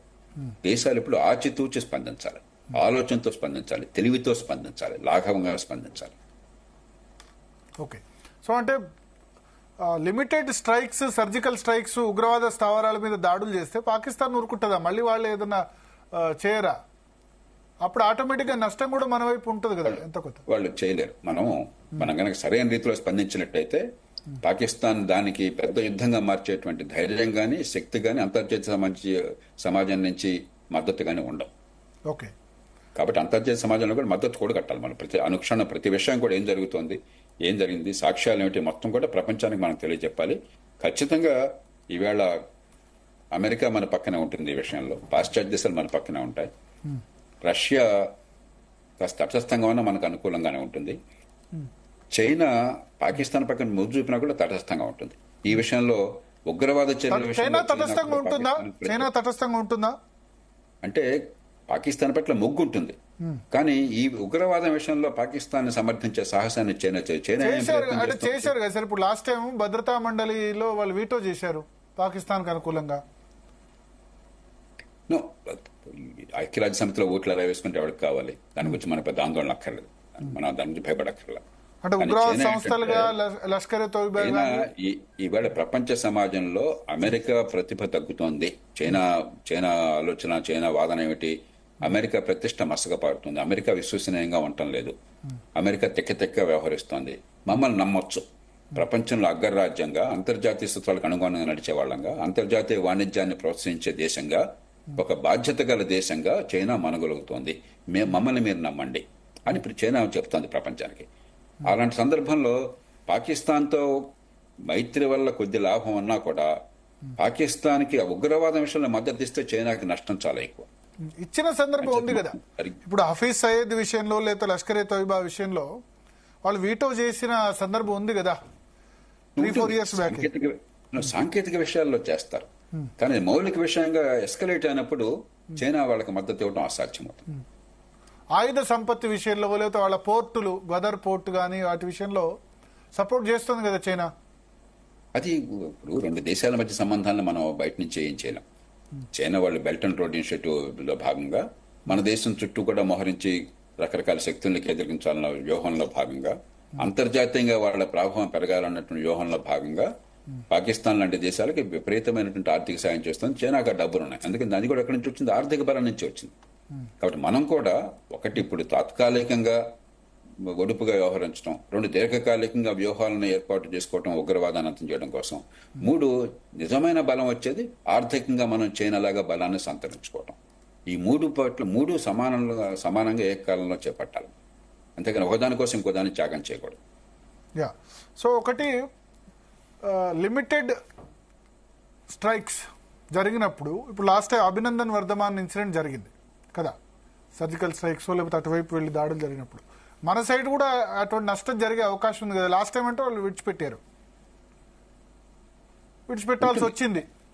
అందుకనే ఒక అడుగు వేసేప్పుడు ఒక చెస్ లో మూవ్స్ లాగా, చెస్ లో మంచి ఛాంపియన్ ఎవరో కూడా గుడ్డిగా బోర్డు చూసి అపాటిని అడిగాడు, ఒక స్టెప్ వేయడు, తర్వాత స్టెప్ ప్రత్యర్థం చేస్తాడు, ఆ తర్వాత మనం ఏం చేయాలి, ఆ తర్వాత అతను ఏం చేస్తాడు ఆలోచించి మనం చేయాలి, వ్యూహాత్మకంగా స్పందించాలి. ఆ రకంగానే చేస్తాం. దాని తగ్గ యంత్రాంగం మనకున్నది, ఆ సామర్థ్యం మనకున్నది ప్రభుత్వంలో. ఈ విషయంలో మనకు నైతికమైన అధికారము, నైతికమైన బలం ప్రపంచానికి మద్దతు ఉన్నాయి. అంచేత మనం భయపడాల్సిన అవసరం లేదు, దుందుడుకు చర్యలు వద్దు, అలాగని భయమూ వద్దు, సందేహమూ వద్దు. సరే, ఇస్లామిక్ టెర్రరిజాన్ని ఏ విధంగా ట్యాకిల్ చేయాలి? ఇప్పుడు అతిపెద్ద సవాల్ బౌండరీస్, అంటే ఇంకా ఇది టెర్రరిజానికి మతం లేదు, కులం లేదు అన్న వర్డ్ని మీరు సమర్థిస్తారా? టెర్రరిజానికి మతం కులం ఉన్నా లేకపోయినా ఇస్లామిస్ట్ ముసుగు తొడుక్కుని, ఇస్లాం మతం ముసుగు తొడుక్కుని టెర్రరిజం ప్రపంచంలో చాలా ప్రాంతాల్లో వర్ధిల్లుతున్న మాట మాత్రం వాస్తవం. ఒకప్పుడు నిజమే, 12-13 శతాబ్దాల్లో మీకు క్రూసేడ్ల కాలంలో క్రిస్టియానిటీ కంటే ఇస్లామే మరింత ఉదారంగా ప్రపంచంలో వ్యవహరించింది. భారత్ నుంచి పరిజ్ఞానాన్ని యూరప్కి అందించింది, యూరప్ నుంచి పరిజ్ఞానాన్ని మనకు అందించింది. ఆనాడు అలెగ్జాండ్రియాలో కానీ ఇతర ప్రాంతాల్లో ఉన్న లైబ్రరీలు ప్రపంచ ప్రసిద్ధంగా ఉండేవి, జ్ఞానానికి కేంద్రాలుగా ఉండేవి. కానీ కాలక్రమేణా మధ్యయుగాల్లోకి వెళ్ళిపోయి ఇస్లాం చాలా ఛాందసంలోకి వెళ్ళింది. మరి గత 100 ఏళ్లుగా సయ్యద్ కుతుబ్ అనేవాడు ముఖ్యంగా 1904 ఆ ప్రాంతాల్లో అతను ప్రారంభించాడు ఈ ఆధునిక ఇస్లామిస్ట్ స్రవంతిని. అప్పటిదాకా ఇస్లాంలో ఆత్మహత్య అన్నిటికంటే మహాపాపం. అలాంటిది ఇస్లాం కోసం ఆత్మహత్య చేసుకుంటే, ఆత్మహత్యకు పాల్పడితే చాలా గొప్ప అని చెప్పిన ఒక సిద్ధాంతాన్ని తీసుకొచ్చి దాన్ని ప్రచారం చేసి ఇస్లాం నల్లకల్లోలు పరిచాడు. దాంతోపాటు సౌదీ అరేబియా ఈవేళ చాలా ఉదారంగా ప్రవర్తిస్తున్నా కూడా వాళ్ళకు ఆయిల్ అధికారం వచ్చిన తర్వాత వహాబీ కల్ట్ని ఎప్పుడైతే వాళ్ళు తీసుకున్నారో గతం నుంచి సౌదీ కుటుంబం, వాళ్ళ వహాబిజాన్ని ప్రపంచం మొత్తం విస్తరింపజేసి ఇస్లాంలో ఒక తీవ్రవాదాన్ని పెంచారు. ఇప్పుడు వాళ్ళు పశ్చాత్తాపడుతున్నారు, కానీ వాళ్ళ వల్ల చాలా నష్టం జరిగింది. ఈ 2 కారణాలుగా ఇస్లామిస్టు ఉగ్రవాదం తీవ్ర రూపం అన్నమాట వాస్తవం. ఇస్లాంలో 195 మందికి ఈ గొడవలు లేవు. వాళ్ళు మీలాంటి వాళ్ళు, నాలాంటి వాళ్ళు, వాళ్ళు చాలా ప్రపంచ సమాజంలో, వాళ్ళ దేశాల సమాజాల్లో గౌరవంగా బతకాలనే వాళ్ళు. మనందరిలాగానే ప్రతి కుటుంబం మా పిల్లలకు బాగుండాలని కోరుకునేవాళ్ళు. కానీ కొంతమంది మూర్ఖులు ఈ హడిత్లో ఉన్నటువంటి ఈ పదజాలాన్ని లిటరల్ గా అనుకుని దాన్ని ఏ మేరకు వదుపు చేయాలో తెలియక, అలాగే కొంతమంది దుర్మార్గులు వాళ్ళ ఆధిపత్యం కోసం ప్రజల మనసుల్లో గందరగోళాన్ని సృష్టించి ఈ టెర్రరిస్టులను సృష్టిస్తున్నారు. కాబట్టి ఇది దీర్ఘకాల పోరాటం. ఈ పోరాటంలో ఓ పక్కన ఇస్లామిస్ట్ ఉగ్రవాదాన్ని తీవ్రంగా అణిచివేయాలి, మరో పక్కన ఇస్లాం మతంలో ఉన్న అత్యధికులు 195 మందికి ఇది మీకు వ్యతిరేకం కాదు, మీ జీవితాలను అల్లకల్లోలం చేసి ప్రపంచంలో అశాంతిని చేపడుతున్నటువంటి వాళ్ళకి వ్యతిరేకం తప్ప అన్న విషయాన్ని మళ్లీ మళ్లీ అర్థమయ్యేట్టు మనం చెప్పగలం. సార్, మీరు అన్న 195 మంది మంచివాళ్ళు, 90% మంది మంచివాళ్ళు అయితే 5% మందిని ఎందుకు సంస్కరించలేకపోతున్నారు, ఎందుకు చెప్పలేకపోతున్నారు? అది ఉగ్రవాదం అంటే సమస్య. అది అతి కొద్ది మంది అతి ఎక్కువ మందికి ఇబ్బంది కలిగే రీతిలో కొన్ని దుర్మార్గపు చర్యలను చేపట్టి ప్రపంచాన్ని అలకల్లోనే చేయగలరు. గత శతాబ్దాల్లో ఈ సమస్య లేదు. 19వ శతాబ్దం దాకా ఈ సమస్య లేదు. ఇప్పుడు ఏమైంది, నెట్వర్క్ వరల్డ్ లో ఉన్నాం, ఆధునికీకరించే ప్రపంచంలో ఉన్నాం. ఒక చిన్న ఉదాహరణ ఉగ్రవాదంతో సంబంధం లేకుండా చెప్తాను. మీకు గుర్తుందో ఒక నెల క్రితం లండన్ ఎయిర్పోర్ట్ మొత్తాన్ని మూసేశారు, హీత్రో ఎయిర్పోర్ట్. ప్రపంచంలో one of the busiest airports అది. ఎందుకని? పక్కన సబ్ స్టేషన్ ధ్వంసమైందే కారణంగా పేరుడు వచ్చింది. అక్కడ ఉగ్రవాదం వల్ల కాదు. ప్రపంచంలో ఒక కీలకమైన నగరంలో ఒక అతిపెద్ద ఎయిర్పోర్ట్ ఒక సబ్ స్టేషన్ లో చిన్న ఇబ్బంది వల్ల మూసేయాల్సి వచ్చింది. అదే ఉగ్రవాద చర్య అనుకోండి, ఒక సబ్ స్టేషన్ ధ్వంసం చేయడం ఎంతసేపు? అంచేత ఆధునిక ప్రపంచం మనం చాలా నెట్వర్క్డ్ వరల్డ్ ఇది. ఎక్కడ సరైన స్థలంలో సరైన రీతిలో 2-3 టెర్రరిస్టులు గందరగోళం చేసినా 100 కోట్ల మందికి అసౌకర్యాన్ని కలిగించగలరు. అలాంటి ప్రపంచంలో మనం ఉన్నాం. కానీ మీరు మధ్యయుగం అంటున్నారు, కానీ మొదటి నుంచి కూడా ఉంది కదా ఇస్లాంకు సంబంధించి. ఇప్పుడు మొఘళ్ల సమయంలో కూడా మత మార్పిడి బలవంతంగా చేయకపోతే అత్యాచారాలు, దారుణాలు చేసిన సందర్భం ఉంది కదా. ఔరంగజేబు లాంటి వాళ్ళు అంతకుముందు కూడా ఉన్నాయి కదా, అలావుద్దీన్ ఖిల్జీ టైంలో ఉన్నాయి కదా ఇన్సిడెంట్స్. గతంలో దాదాపు అన్ని మతాల్లోనూ కూడా చాలా అపశృతులు తెలియనమాట వాస్తవం. క్రైస్తవంలోనూ ఉంది, మరి ఇస్లాంలోనూ ఉంది. ముఖ్యంగా ఈ ఒకే దేవుడు, మోనోథియిస్టిక్ రిలీజన్ అంటాం వాటిని, ఒకే దేవుడిగా ఉండేవాడు ఇంకొక దేవుడిని, ఇంకొక దేవతని సహించినటువంటి మతాలు మరింత ఎక్కువ ఉన్నది. కానీ మిగతా మతాల్లో కూడా, మిగతా మత సంప్రదాయాల్లో కూడా హింస ఉన్నది. వైష్ణవులు శివుల మధ్య కొంతకాలం హింస చెల్లదని చెప్తారు, రకరకాలు ఉన్నాయి. కానీ ప్రపంచంలో దాదాపు అన్ని మతాలు. వేరే మతాల వాళ్ళని చంపిన సందర్భం ఉందా? హిందూ మతంలో కూడా వేరే మతాలు వద్దు అన్న సందర్భం ఉందా? వేరే మతాలయాల్ని ధ్వంసం చేసిన సందర్భం ఉందా? ఈ మోనోథియిస్టిక్ రిలీజియన్స్ లాగా లేదు. ఎందుకంటే హిందూ మతంలో మీరు పొట్టని, ఒక చెట్టుని, ఒక అడవిని, ఒక విగ్రహాన్ని, దేన్నైనా ఆరాధించవచ్చు. అసలు దేవుడు లేడని చెప్పి అన్నా కూడా మీ హిందూ మతంలో మీకు స్థానం ఉంది. చార్వాకుడు దేవుడు లేడని వాదించాడు, ఆయన ఒక ఋషిని చేశాం మనం. కాబట్టి హైందవ మతం వేరు. హైందవ సంస్కృతిలో ఏంటంటే ఇది మతంగా అనుకోకూడదు, నేను ఒక సంస్కృతి. ఈ సంస్కృతిలో జీవన విధానం అనొచ్చా? ఒక జీవన విధానం అనొచ్చా? అంతే, ఒక జీవన విధానం. సత్యం ఒక్కటే, దాన్ని పండితులు రకరకాలుగా సత్యాన్ని వెలుకునే మార్గాలు అన్వేషిస్తారని చెప్పిన మౌలికమైన సంప్రదాయం ఉంది. కానీ మనలో కూడా మూఢనమ్మకాలు ఉన్నాయి కదా. హైందవ సంప్రదాయంలో కూడా సత్యసాగమం ఉంది, కుల వ్యవస్థను తీసుకొచ్చాం. నాస్తికత్వాన్ని కూడా యాక్సెప్ట్ చేసే తత్వం ఉంది కదా అంటురా. అది భారతీయ సమాజంలో గతంలో చేసిన తప్పుల్ని ఎదిరించి పోరాడడానికి అవకాశం ఉన్నది, దాని సంస్కరణకి మార్గం ఉన్నది, సమాజం దాన్ని ఆహ్వానించే సంస్కృతి ఉన్నది. ఇస్లాంలో ఏం చేశారంటే ఎవరు కాదన్నా కూడా అది మత విరుద్ధము, ఎపోస్టసీ, కాబట్టి వాడు తలకాయ తీసేయచ్చు, నాలుగు చీల్చేయచ్చు అన్నట్టు వాదన తీసుకొచ్చి దాన్ని పెద్ద చేసే చేత ఇస్లామిస్ట్ ఫిలాసఫీ వచ్చింది. మరి అది దాని పరిష్కారం ఇస్లాం సమాజం నుంచి రావాలి, బయట నుంచి రాలేదు. ఎందుకంటే మన సమాజంలో ఉన్న సమస్యలను మనం ఎదుర్కోవాలి తప్ప బయట వాడు చెప్తే మనం నువ్వు చెప్పడం కంటాం. అది కాలక్రమేణా వస్తుందని ఆశపడదాం. ఇప్పుడు ఈ మధ్యకాలంలో కొన్ని మంచి పరిణామాలు సంభవిస్తున్నాయి. ఏ దేశం అయితే గత 60-70 ఏళ్లుగా ప్రపంచంలో ఇస్లామిక్ అతివాదాన్ని పెంచి పోషించిందో సౌదీ అరేబియా, ఈవేళ ఉదారవాదాన్ని తీసుకొచ్చి సంస్కరణకి నడుం కడుతోంది. బహుశా ఇస్లాంకి మంచి రోజులు వస్తాయేమో, దానివల్ల చూద్దాం ఏమవుతుందో.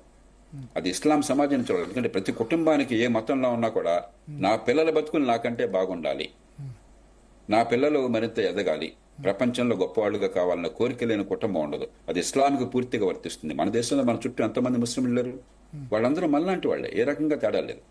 కాబట్టి ఇటువంటి సందర్భాల్లో కూడా వాళ్ళు మరి మతానికి దాటి ఆలోచించట్లేదు కదా. నా దేవుడే దేవుడు, ఒక్కడే దేవుడు, మా దేవుడు తప్ప వేరే దేవుడు లేడు, ఇతర మతాలను యాక్సెప్టెన్స్ చేసే పరిస్థితి రావట్లేదు కదా. దీనిలో రెండు ఉన్నాయి. మా దేవుడే దేవుడు, మా దేవుడు తప్ప వేరే లేడని చెప్పన్నది అబ్రహామిక్ మతాలన్నింటిలో ఉంది. జుడాయిజంలో ఉంది, యూదుల్లో ఉంది, క్రైస్తవుల్లో ఉంది. మరి క్రైస్తవులు హింసకు ఇట్లా ఈ విధంగా పాల్పట్లేదు, చంపట్లేదు కదా వేరే వాళ్ళు. నేను చెప్పేది ఇది అది వాళ్ళ మూలమైన సిద్ధాంతం. దాని గురించి మనం పెద్ద ఆందోళన అంత కదా, వారి సిద్ధాంతం వారిది. కానీ అది హింసకు దారి తీయకూడదు. రెండోది, అంతర్గతంగా ఉన్న సమస్యల పరిష్కారానికి ఒక సంస్కరణకి అవకాశాన్ని ఇవ్వాలి. ఈ రెండు మనం కోరుకోవాలి. అది దీర్ఘకాలంలో జరుగుతుంది. ఎందుకంటే ఇస్లాం కూడా క్రైస్తవానికి ఒక 500 సంవత్సరాలు పట్టింది. ఆ మధ్యయుగాల క్రూసేడ్ వారసత్వం పోయి ఆధునికీకరణ చెందడానికి. ఇస్లామిక్ బహుశా కొంతకాలం పడుతుంది. ఈ లోపల ప్రపంచంలో ఇతర సమాజాలను అల్లకల్లోలం చేయకుండా మనం ఏర్పాట్లు చేసుకోవాలి. మన దేశంలో ఎట్లా సార్?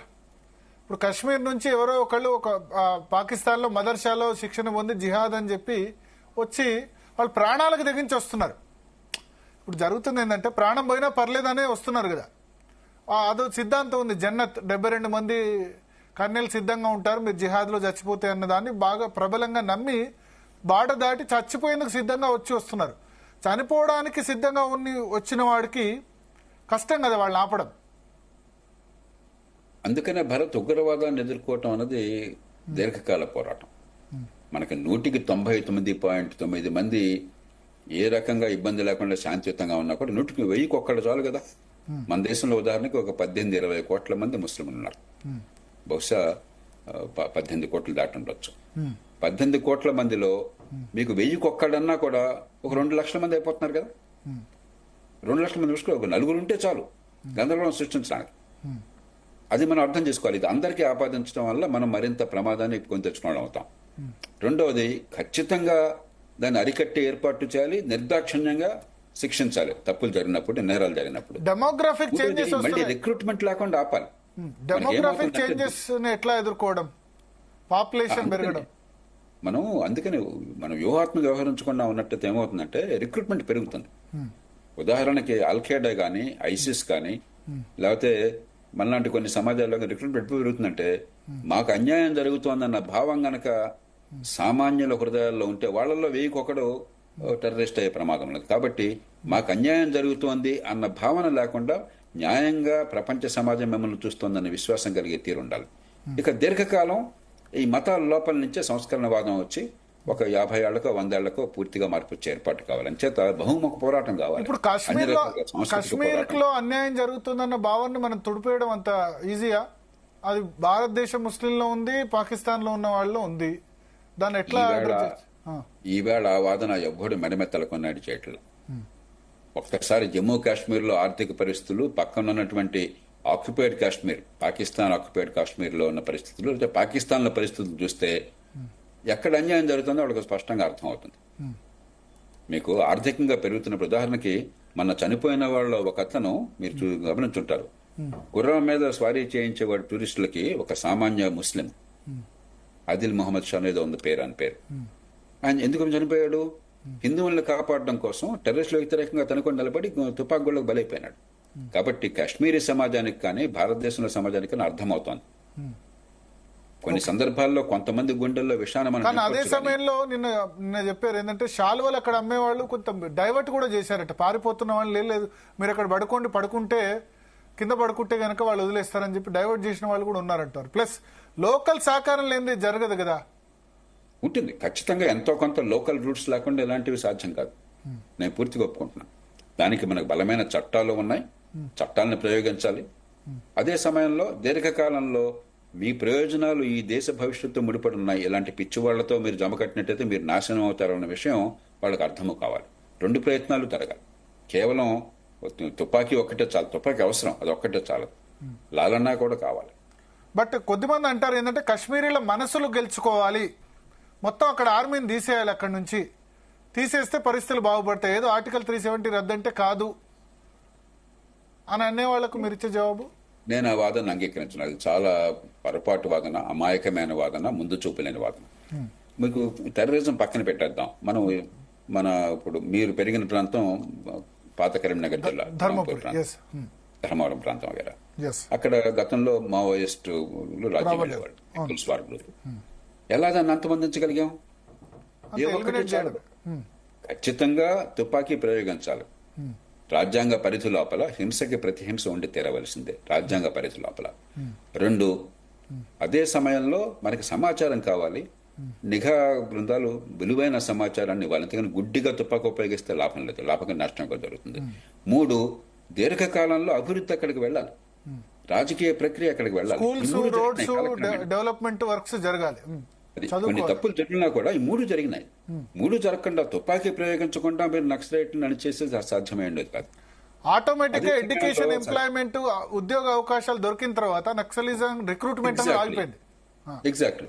ఎప్పుడైతే ఆర్థికాభివృద్ధి లేకపోతే నష్టపోతున్నామని అర్థమైందో, ఆర్థికాభివృద్ధి రాజకీయ ప్రక్రియల ఫలితాలు లాభం వచ్చినాయో అప్పుడు పూర్తిగా మారిపోయింది. కాబట్టి 3 కావాలి, అంతేగాని మీకు లోకల్ సహకారం కూడా ఆకట్టుకోవాలి. సార్ మీరు చెప్తున్నాను బలం, లోకల్ సహకారం కూడా తగ్గిపోయింది. నా చిన్నప్పుడు అన్నలు అనేవాళ్ళు, నక్సల్స్ సహకరించేవాళ్ళు. లోకల్ మావోయిస్టుకు అటు నక్సల్స్ కోవట్టు ఉండేవాళ్ళు, పోలీసులకు కోవట్టు ఉండేవాళ్ళు.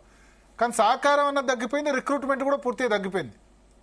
కాబట్టి ఎడ్యుకేషన్ పరిష్కారం ఇదే సూత్రాలు వర్తిస్తే అక్కడ కూడా అంతే తప్ప మీరు అసలు తుపాకీ వాడనం, టెర్రరిజానికి పాల్పడుతున్న వాళ్ళని ముద్దెట్టుకుంటానని చెప్పంటే ఎందుకంటే మూర్ఖత్వం ఇంకోవట్లేదు, దాంతోనే పని అయిపోతున్నాడు. అంతకంటే సాయుధ దళాల భద్రతా చట్టం ఉండి తీరాల్సిందే, దానిలో అనుమానం లేదు.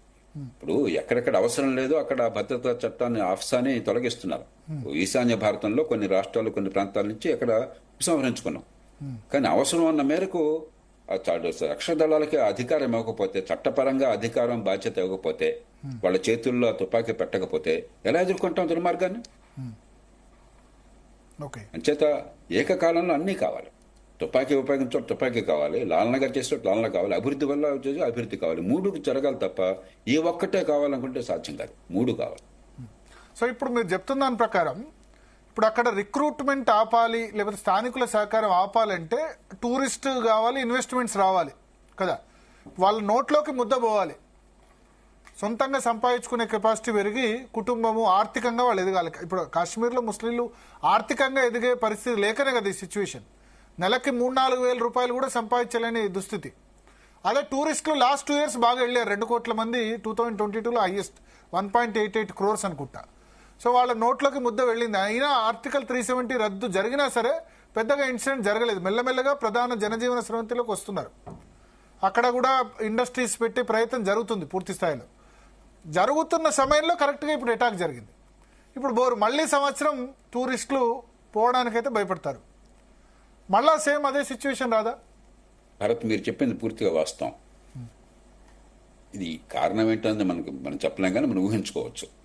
ఎప్పుడైతే కాశ్మీర్ ప్రజలు హాయిగా బతుకుతున్నారో, టూరిజం పెరుగుతోంది, ఆర్థిక కార్యక్రమాలు పెరుగుతున్న అభివృద్ధి జరుగుతోందో, మళ్ళీ ఉలికిని చాటకపోతే టెర్రరిజం పూర్తిగా అంతమైపోతుందన్న భయంతో వీళ్ళు కావాలని చేశారు. కాబట్టి మనం దానికి వాళ్ళ వాదనకు బలం ఇవ్వకుండా మనం చేయాల్సిన కార్యక్రమాలు కొనసాగించాలి, వాళ్ళని అణిచివేస్తూనే. అదే సమయంలో ఖచ్చితంగా ఈ ఏడాది ఇప్పుడు మీరు కానీ నేను కానీ కాశ్మీర్ వెళ్ళాలనుకున్నాడు కూడా మానేస్తారు. ఇప్పుడు మనకెందుకు గొడవ అని చెప్పని అది కాశ్మీర్ సమాజానికి అర్థం కావాలి. ఈ మూర్ఖపు టెర్రరిస్టు వల్ల నష్టపోతున్నది జమ్మూ కాశ్మీర్లో ఉన్నటువంటి ప్రజలే. కాశ్మీర్ వ్యాలీలో ప్రజలంతా 199 మంది ముస్లింలే. కాబట్టి అక్కడ ఉన్నటువంటి ముస్లిమాన్లే మన ప్రజలకు వ్యతిరేకంగా చేస్తున్నారు. వాళ్ళు మన మిత్రులు కాదు, మన శత్రువులు అని చెప్పిన అక్కడ సమాజం నుంచి అర్థం కావాలి. ఖచ్చితంగా ఇలాంటి చర్యల వల్ల ఈ వేసవిలో అక్కడ టూరిజం తగ్గుతుంది, ఆర్థికంగా ఆదాయాలు తగ్గుతాయి. అక్కడ ప్రజల్లో ప్రస్తుతం కొంతమంది మూర్ఖులు వాళ్ళని సమర్థించినా కూడా అత్యధికులు తీవ్రంగా వ్యతిరేకిస్తారు. కాలక్రమేణా ఇలాంటి చర్యల వల్ల మనం గనక జాగరూకత వ్యవహరించినట్టయితే, దీని అదనుగా చూసుకున్నట్టయితే ఖచ్చితంగా అత్యధికులు టెర్రరిజంకి వ్యతిరేకం అవుతారు. కానీ అర్థమైనా సరే 100 మందిలో ఒక 5-6 సపోర్ట్ చేసినా చాలు కదా ఇటువంటి మూమెంట్ సస్టైన్ కావడానికి. తప్పదు భరత్, దాన్ని మనం తట్టుకోవాలి. ఇప్పుడు మామూలు నేరాల్లో కూడా 199 మంది అంత ధర్మంగా న్యాయంగా ప్రవర్తించినా కూడా ఒక్కడు నేరం చేస్తారు, అందరూ చేయరు కదా. ఆ నేరం చేసిన వాడిని శిక్షించాలి కఠినంగా. దానికి కావాల్సిన బలమైన యంత్రాంగము కావాలి, సాయుధ సంపత్తి కావాలి, వేరే మార్గం లేదు. నిరంతర జాగరూకత ఒక్కటే మన సమాజానికి రక్షణ. అంతేగాని ఏ ఒక్క నేరం చూసి మన బెంబేరెత్తి ఎట్లాగా ఇప్పుడు రోడ్డు యాక్సిడెంట్స్ జరుగుతుంటాయి, లేకపోతే కొన్ని చోట్ల హత్యలు జరుగుతాయి, అంత మాత్రం సమాజం అల్లకల్లోలం కాకూడదు. దాన్ని ఎలా పటిష్టంగా ఎదుర్కోవాలి, అదే సమయంలో సమాజంలో జీవన స్రవంతి మామూలు సాధారణ జీవితాలు కొనసాగాలి. 2 ఏకకాలంలో నడవాలి. ఇప్పుడు ఒక పర్సెప్షన్, డెమోగ్రఫీ చేంజ్ అయితే ప్రాబ్లం అవుతుంది. ముస్లిం జనాభా 30%, 40% దాటిన చోట హింస ఎక్కువ అవుతుంది. అది బెంగాల్లో మన ముర్షిదాబాద్ అయినా, లేకపోతే ఇంకా వేరే ప్రాంతమైన బంగ్లాదేశ్లో అయినా అంతే. 20% ఉండేది వాళ్ళకి. 1947లో 20% హిందూ జనాభా నుంచి 2% వచ్చింది. పాకిస్తాన్ కూడా అంతే, 20% నుంచి 2%కి వచ్చిన పరిస్థితి. బెంగాల్లో కూడా అక్కడ నుంచి పూర్తిగా వలసలు బాగా జరుగుతున్నాయి. డెమోగ్రఫీ మారిపోతుంది. అస్సాంలో కూడా మారిపోయింది డెమోగ్రఫీ. ముస్లిం వలసలు పెరిగిపోతున్నాయి. పెరిగిపోవడం వల్ల హింస జరుగుతోంది. ఆపుతేనేమో గొడవ, ఎన్ఆర్సీ కానీ సిఏ కానీ ఇష్యూ మన రాజకీయ పార్టీలే సపోర్ట్ చేస్తున్న పరిస్థితి, కాంగ్రెస్ లేకపోతే ఇతర అక్కడ ఉన్న రీజనల్ పార్టీసో సపోర్ట్ చేస్తున్న పరిస్థితి. ఎట్లా దీన్ని ట్యాకిల్ చేయాలి మరి ప్రభుత్వం? దానికి రెండో పరిష్కారాలు భారత్. ఒకటి, మన అదృష్టం కొద్దీ మన దేశంలో కొన్ని మొదట్లో పొరపాట్లు చేసినా కూడా జనాభా పెరుగుదల తగ్గిపోతుంది. ఫెర్టిలిటీ రేట్స్ అంటాం, అంటే ఒక తల్లి తన సంతానోత్పత్తి కాలంలో ఎంతమంది పిల్లల్ని కంటున్నది. అది ప్రతి వర్గంలో, హిందువులు, ముసల్మాన్లు, ఈ కులం ఆ కులం తేడా లేకుండా గ్రామాలు, పట్టణాలు, అన్ని రాష్ట్రాల్లో, అన్ని ప్రాంతాల్లో, అన్ని వర్గాల్లో తగ్గుతోంది. ముస్లింలో అంత తగ్గట్లేదు కదా, హిందువుల్లో తగ్గుతోంది. ఇప్పుడు కొంచెం వెనకొన్నారు కానీ, ఒక 5-10 ఏళ్ళు వెనకొన్నారు కానీ ముస్లింలు కూడా గణనీయంగా తగ్గుతోంది. హిందూ ఫెర్టిలిటీ రేట్ కంటే డబుల్ ఉంది.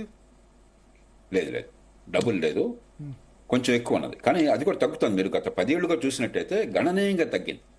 ప్రతి వర్గంలో తగ్గుతుంది. ప్రతి ఒక్కళ్ళ అక్రమ వలసలు తగ్గట్లేదు, పెరిగాయి కదా ఒకటి. రెండోది, అక్రమ వలసలు అరికట్టాలి. సరే, ఇప్పుడు పాకిస్తాన్ తలాగా వలసలు పెద్దగా లేవు.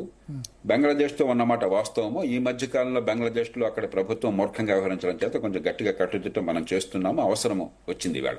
అది బంగ్లాదేశ్ నష్టం, మనకు కూడా ఇబ్బంది కలగజేస్తుంది.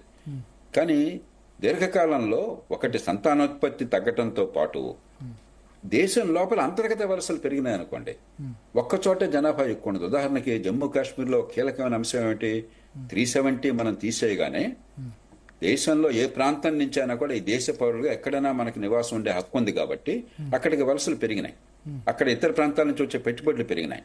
దానికి ప్రతికూలంగానే అలాంటిది వస్తే జమ్మూ కాశ్మీర్ లో మనకి స్థావరం తగ్గిపోతుంది, మన బలం తగ్గిపోతున్న కారణంగానే ఇప్పుడు ఇవాళ ఈ దుర్గుచర్య చేపట్టారు. దీర్ఘకాలంలో వలసలు పెరిగి అక్కడ పెట్టుబడులు పెరిగి హిందూ ముసల్మాన్లు ఆ సంఖ్య పూర్తిగా ఒక పక్కన కాకుండా ఇతర ప్రాంతాల నుంచి వచ్చిన వల్ల లాభం మనకేముందని ప్రజలకు అర్థమైనట్టయితే అది పరిష్కారం అవుతుంది. కాబట్టి రెండు, ఒకటి సంతానోత్పత్తి తగ్గుతున్నది ఉన్న కొద్దికి అన్ని వర్గాల్లో, దాన్ని కొనసాగించడం. ఇంకా 5-10 ఏళ్లలో దేశంలో మనం స్థిరీకరణ స్థాయికి వచ్చేస్తున్నాం. దేశం యాజ్ ఎ హోల్ దేశం వచ్చేసింది ఆల్రెడీ. కాశ్మీర్లోకి మళ్ళీ కాశ్మీర్ పండిట్స్ వెళ్లే పరిస్థితి ఉందా? లేదు కదా వాతావరణం. ఇప్పుడు ఈ మధ్య కాలంలో వచ్చింది, అది రాకుండా చేయాలని ఈ ప్రయత్నం జరిగింది. ఒక టూరిస్ట్ సెంటర్లో ఎందుకు చేశారని చెప్పంటే ఈ రకంగా కానీ కొనసాగినట్టయితే మన పట్టుపోతుందనే ఇప్పుడు చేశారు. దానికి మనం బెంబేలెత్తకుండా దీర్ఘకాలంలో అది కొనసాగించాలి. ఇదే సమయంలో వీళ్ళని నిర్దాక్షిణ్యంగా తొలముట్టించాలి. రెండు చేయాలి, ఇంకా వేరే మార్గం లేదు. మనం ఆధునిక సమాజంలో, ఒక రాజ్యాంగబద్ధమైన ప్రజాస్వామ్య సమాజంలో మనం ఎవరిని ఓర్చుకోత కోయలేం, పరిష్కారం లేదు. హిందువులు కానీ ముసల్మాన్లు కానీ సహజీవనం తప్ప వేరే మార్గం లేదు. ముందు అది అర్థం చేసుకోవాలి. ఏ కులమైనా, ఏ మతమైనా, ఏ ప్రాంతమైనా, ఏ భాష అయినా కూడా సహజీవనం తప్ప మన మార్గం లేదు. ఎందుకు మనం ఆంధ్ర, తెలంగాణ అనుకోండి, ఈ తెలంగాణ రాష్ట్రం ఏర్పాటుకు ముందు సహజంగా కొన్ని భయాలు, ఆందోళనలు, అపోహలు వచ్చినాయి. అంతా అయిపోయిన తర్వాత సద్దుమణిగిపోలా. ఇప్పుడు ఎవరన్నా మాట్లాడుతున్నారా? హైదరాబాద్ లో కానీ మరో చోట కానీ ఆంధ్ర వాళ్ళ, తెలంగాణ వాళ్ళ మాట్లాడుతున్నారా? ఏం లేదు కదా. అది తప్ప ఇంకో మార్గం లేదు. సహజీవనం తప్ప. ముస్లిం మత పెద్దల్లో, చదువుకున్న వాళ్ళలో ఈ ఛాందసవాదం గురించి వాళ్ళు ఎటువంటి మార్పు రావాలంటారు? మనం ఆగ్రహానికి, మనం ఆవేశానికి తావు ఇవ్వకూడదు. ఎలాంటి సంఘటన జరిగినా కూడా కొంచెం మన మాటలు, మన చేతలు కాస్త పూర్వాపరాలు ఆలోచించి రావాలి. మనం వెంటనే, ఇప్పుడు ఈ పహల్గాం దారుణమైన చర్య జరిగింది, జరగగానే మనం వెంటనే ఆ స్పందన అనేది కోపంతో స్పందిస్తే, ఓ మతం ఆధారంగా, దేశం ఆధారంగా స్పందిస్తే దానివల్ల మంచి కంటే చెడు జరుగుతుంది. కాబట్టి ఆలోచన కావాలి. చంపడం కూడా మతం ఆధారంగానే చంపారు కదా. ఇందాక చర్చించుకున్నాం మనం. మతానికి వక్ర భాష అని చెప్పి ఇస్లామిస్టులు ఖచ్చితంగా మతం ముసుగు కప్పుకుంటున్నారు అన్నమాట వాస్తవం. కానీ దానికి మనం మతం వ్యతిరేకంగా మనం మాట్లాడాం అనుకోండి, ఆ మతం మొత్తాన్ని దూరం చేసుకోవడం అవుతాం. నేను చెప్పేది, మన చర్య వల్ల పర్యవసానం మరింత చెడుగా ఉంటుందా, మంచిగా ఉంటుందా ఆలోచించి ఆచితూచి వ్యవహరించాలి. అందుకని నాయకత్వ స్థానాల్లో ఉన్నవాళ్ళు, పౌర సమాజంలో కీలక పాత్ర వహించేవాళ్ళు, మీడియాలో ఉన్నవారు, లేకపోతే రాజకీయంలో ఉన్నవాళ్ళు, పరిపాలన ఉన్నవాళ్ళు చాలా సంయమనంతో మాట్లాడాలి.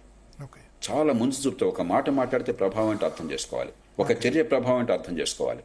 తొదక మనకు కావాల్సిన పరిష్కారాన్ని, దానికి ఒడుపుగా వ్యూహాన్ని ఏర్పాటు చేసిన ఒక చెస్ గేమ్ లాగా చేయాలి తప్ప నోటుకొచ్చినట్టు కోపాన్ని చూపెడితే ద్వేషాలను పెంచుతుంది, హింసను పెంచుతుంది తప్ప పరిష్కారాన్ని సాధించదు. థ్యాంక్ యూ జయప్రకాష్ నారాయణ గారు, జీ తెలుగు కోసం ఈ సమయం కేటాయించినందుకు. సో మొత్తానికి స్పందన జయప్రకాష్ నారాయణ గారు అయితే చెప్తున్నారు, ఆవేశాలకు పోకూడదు, ఆలోచించి నిర్ణయం తీసుకోవాలి.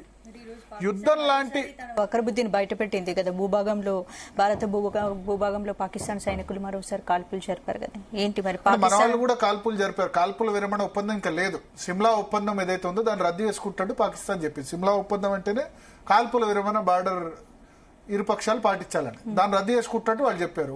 సో కాల్పుల విరమణ ఒప్పందం లేదు. వాళ్ళ సైడ్ 4 సైనికులు చనిపోయారు, మన వాళ్ళు రిటాలియేట్ చేస్తారు. సో ఈ టెన్షన్స్ కంటిన్యూ అవుతాయి. సో ఆయన చెప్పిన దానిలో మెయిన్ పాయింట్ ఏంటంటే ఆవేశంతో కాకుండా, ఎందుకంటే ఇప్పుడు రష్యా ఉక్రెయిన్ యుద్ధం చూసాం, there is never end. Afghanistan America attack కదా, ఇంకా దానికి అంతమన్నది లేదు. గతంలో యుద్ధాలు అన్నవి ఎవరో ఒకళ్ళు గెలిచేవాళ్ళు. ఇప్పుడు వస్తే యుద్ధాలు, పూర్తి స్థాయిలో యుద్ధాలు వస్తే దాని గెలుపు అన్నది ఎవరికి ఉండదు. రెండు వైపులా కూడా నష్టపోతారు. Pakistan already it's a rogue state. అది ఆల్రెడీ నేను ఇంతకుముందు అన్నట్టు బిచ్చం అడుక్కుంటున్న పరిస్థితి. వాళ్ళకి పెద్ద ఇంకా పోయేదేముంది. సో ఆయన చెప్పిందంటే ఆలోచించి కొట్టాలి. ప్లస్ భారత్ కూడా పాకిస్తాన్ విషయంలో చాలా కఠినంగానే ఉంది కదా, పాకిస్తాన్ కట్టడి చేయడానికి భారత్ అన్ని విధాలుగా ప్రయత్నిస్తోంది. ఎస్, అన్ని విధాలుగా ప్రయత్నిస్తోంది. ఆల్రెడీ ఆర్థికంగా వాళ్ళు ఐసోలేట్ అయిపోయిన పరిస్థితి. మరింత దెబ్బ కొట్టాల్సిన అవసరం ఉంది. ఇప్పుడైతే పెద్ద విదేశాంగ శాఖ ప్రకారమో లేదా వేరే దేశాల నుంచి అయితే సపోర్ట్ పాకిస్తాన్కి రాదు మోస్ట్లీ. వచ్చే పరిస్థితి కూడా. ఇంకోటి భరత్, ఈరోజు భారత్ మోస్ట్ వాంటెడ్ తీవ్రవాది హఫీజ్ సయీద్ మోడీని హెచ్చరిస్తూ తీవ్ర వ్యాఖ్యలు చేశారు కదా, మరి వ్యాఖ్యలను ఎలా చూడొచ్చుంటారు? అంటే హఫీజ్ సయీద్ ఏముంది, అక్కడ సింధు జలాల ఒప్పందం గురించి మోడీని అలా చేస్తాం ఇలా చేస్తాం. సో దట్ ఏంటంటే పాకిస్తాన్ లో ఒక ఎనర్జీ క్రియేట్ చేయాలి. పాకిస్తాన్ లో ఉన్న ముస్లింస్ లో లేకపోతే మోడీ వ్యతిరేకులు ఇక్కడ వాళ్ళు కూడా కొద్దిమంది సపోర్ట్ చేయొచ్చు. వాళ్ళలో ఒక ఎనర్జీ ఇవ్వాలి. ఆ ఉద్యమానికి, యాంటీ ఇండియా ఉద్యమానికి, ఆ జిహాద్ ఉద్యమానికి ఒక ఊతం ఇవ్వాలి. ఒక ఏమంటారు కదా, దానికి ఒక బూస్టప్ ఇవ్వాలి. మొరాలిటీ దెబ్బతినకుండా ఉండాలి. అందుకోసం ఆ స్టేట్మెంట్ చేస్తారు హఫీజ్ సయీద్. కానీ దాని కౌంటర్ కూడా అవుతుంది కదా కదా. ఇప్పుడు హఫీజ్ సయీద్ దాక్కున్నాడు కదా, అక్కడ వచ్చి పంపించే పరిస్థితి లేదు. దాచుకునే వ్యాఖ్యలు, రక్తం బారిస్తాం, అది చేస్తాం, ఇది చేస్తాం అని చెప్తారు. అదేంటంటే జిహాదీ ముక్కల్లో ఇంకా కూడా వాళ్ళని ఒక బూస్టప్ ఇవ్వడానికి. చాటుగా యుద్ధం చేయగలరా, నేరుగా యుద్ధం చేయగలదా పాకిస్తాన్ అయినా హఫీజ్ సయీద్ అయినా? వచ్చి ఆత్మాహుతి దాడులు చేస్తామంటారు. నేరుగా యుద్ధం చేసే పరిస్థితి లేదు కదా. ఈ ఉగ్రవాదులైనా వాళ్ళైనా మన సైనిక దళాలను ఎదుర్కొనే సత్తా ఉందా? చాటుగా, దొంగచాటుగా యుద్ధం చేయడం జిహాద్ ఎట్లా అవుతుంది మరి? కాదు కదా. జిహాదీస్ ఏవైనా, ఇప్పుడు ఐసిస్ అయినా లేకపోతే వాళ్ళైనా చావుకు సిద్ధం అని చెప్పి మార్చడం, ఎంతమందిని మారుస్తారు ఆ విధంగా? ఆల్రెడీ రిలీజ్ అయిన బదనాం అవుతుంది కదా, ఆ విషయాన్ని గ్రహించట్లేదు కదా. హఫీజ్ సయీద్ అయినా పాకిస్తాన్ అయినా ఇస్లాం అనే మతమే ఇప్పుడు బదనాం అవుతుంది కదా. ఇప్పుడు ఎట్లా చూస్తున్నారు? తప్పు చేయని ముస్లింలను కూడా వేరే విధంగా చూసే పరిస్థితి వచ్చింది కదా. ఒక భారతదేశంలోనే కాదు, అమెరికాలో అయినా. ఇప్పుడు అమెరికాలో డొనాల్డ్ ట్రంప్ ఎందుకు అధికారంలోకి వచ్చాడు? అంతే కదా. ఎందుకు ఎక్స్ట్రీమిస్ట్ ఎందుకు అధికారంలోకి వచ్చాడు? బ్లాక్స్ వద్దు, ఇస్లాం వద్దు, ఇవన్నీ ఇస్లామోఫోబ్, ఇస్లాం గురించి వ్యతిరేకంగా మాట్లాడినందుకే అధికారంలోకి వస్తున్నారు కదా. నరేంద్ర మోడీ ఎందుకు అధికారంలోకి వచ్చాడు? భారతీయ జనతా పార్టీ 10-12 ఏళ్ళైనా ఎందుకు ఉంది? డెవలప్మెంట్ తో పాటు ఇస్లాం వ్యతిరేకంగా కూడా హిందూ ఓటు కన్సాలిడేట్ అవుతుంది కదా. హఫీజ్ సయీద్ స్టేట్మెంట్ ఇస్తే ఎవరికి లాభం? సో ఏంటి భారత్ పాకిస్తాన్ విషయంలో ఇక్కడ ముస్లింస్ కూడా ఆలోచించాలి. వాళ్ళు బీజేపీ, ఆర్ఎస్ఎస్ ను వ్యతిరేకిస్తే, కాంగ్రెస్ పార్టీకి వన్ సైడ్ గా ఓటేస్తే అవతల రివర్స్ పోలరైజేషన్ అవుతుంది కదా. ఇస్లాం పోలరైజ్ అవుతా, రివర్స్ పోలరైజేషన్ హిందూ మతం పోలరైజ్ కూడా అవుతుంది కదా. ఇవాళ భారతీయ జనతా పార్టీకి తెలంగాణలో 8 సీట్లు వచ్చాయి, ఉత్తరప్రదేశ్ లో సీట్లు వస్తున్నాయి. రివర్స్ పోలరైజేషన్ కూడా జరుగుతుంది కదా. హఫీజ్ సయీద్ స్టేట్మెంట్ ఇస్తే పాకిస్తాన్ లో పోలరైజ్ కావచ్చు. భారతీయ జనతా పార్టీ ఇన్ని రాష్ట్రాల్లో విస్తరించిందంటే ఇవన్నీ ఇస్లామిక్ టెర్రరిజం కారణం కదా. గుడ్డిగా ఒక మతాన్ని లేకపోతే ఒక పార్టీని మీరు వ్యతిరేకిస్తే అవతల మతం వాళ్ళు కూడా కన్సాలిడేట్ అవుతారు కదా. మసీదుల్లో చెప్పుకొని ఒక పార్టీకి ఓటేసినంత మాత్రాన అల్టిమేట్ గా ఎవరికి ప్రయోజనం జరుగుతుంది? భారతీయ జనతా పార్టీకి ప్రయోజనం జరుగుతుంది కదా. కేవలం డెవలప్మెంటే కాదు కదా, హిందుత్వం అన్నది కూడా పెరుగుతుంది కదా. హిందువుల్లో కూడా అవేర్నెస్ పెరుగుతుంది కదా. మాస్ ఓటింగ్, ఎన్మాస్ ఓటింగ్ ఇదివరకు ముస్లింస్ లో ఉండేదేమో, ఇప్పుడు ఎన్మాస్ ఓటింగ్ ఇటువైపు కూడా జరుగుతుంది కదా. దానికి ఆలోచించాలి. సో భరత్, ఫైనల్ గా ఇప్పుడున్న పరిస్థితులు ఏం జరుగుతుందంటారు? డెఫినెట్ గా మోడీ ప్రభుత్వం ఏదో ఒక యాక్షన్ తీసుకుంటుంది. అది నేరుగా యుద్ధం వెళ్ళకపోవచ్చు, లిమిటెడ్ మళ్ళీ సర్జికల్ స్ట్రైక్స్ లేకపోతే ఉగ్రవాద ఉన్న ప్రాంతాల బేస్ల మీద దాడులో ఎవరు ఊహించని రోజు ఊహించండి ఇప్పుడే జరగదు అని చెప్పలేము. నెల తర్వాత జరగచ్చు, 2 నెలల తర్వాత జరగచ్చు, 3 నెలల తర్వాత జరగచ్చు, కొన్ని చెప్పి చేయొచ్చు, చెప్పకుండా చేయొచ్చు, జరగచ్చు. కానీ ఏదేమైనా పాకిస్తాన్ కు ఇప్పుడు 1999 కార్గిల్ యుద్ధంలో ఆ సమయంలో పాకిస్తాన్ లేకపోతే వేరే దేశాలు సపోర్ట్ చేసే పరిస్థితి. ఇప్పుడైతే పాకిస్తాన్ ను పాకిస్తాన్ అని అనుకుంటారు. పాకిస్తాన్ కాదు, అది పాపాల దేశం. వాళ్ళు జేపీ గారు చెప్పినట్టు ఉగ్రవాద చర్యల్లో మన దేశాల కంటే ఎక్కువ అక్కడే రోజు టెర్రరిస్ట్ అటాక్ జరుగుతున్నాయి కదా. బెలూచిస్తాన్ లో ఇప్పుడు జరుగుతుంది ఏంది, ఆ పాక్ ఆక్రమిత కశ్మీర్ లో జరుగుతుంది ఏంది, ఫలితం అనుభవిస్తున్నారు. భస్మాసుర హస్తం అంటారు కదా, భస్మాసురుడు తన నెత్తి మీద తాను చేయి పెట్టుకుని చనిపోయినట్టు పాకిస్తాన్ ఆల్రెడీ చచ్చిపోయింది. అదొక ఒకప్పుడు జీడిపిలో మనకంటే ఉన్న దేశం, మన జీడిపిలో పోటీ పడుతూ మనం ప్రపంచంలో 4వ స్థానం పోటీ చేస్తే వాళ్ళు టెర్రరిస్ట్. మనం సాఫ్ట్వేర్ ఫార్మా ఎక్స్పోర్ట్ చేస్తే వాళ్ళు టెర్రరిస్టులను ఎక్స్పోర్ట్ చేస్తున్నారు. వాళ్ళ ఎత్తి మీద వాళ్ళే చేయబెట్టుకుంటున్నారు. అంతే, వాళ్ళ పతనం దగ్గరలో ఉంది కాబట్టి ఈ చర్యలు. ఆరిపోయే దీపానికి వెలుగు ఎక్కువ. అంతే, పాకిస్తాన్ కూడా ఆరిపోయే దీపం. Okay, right Bharat, thank you. ఇది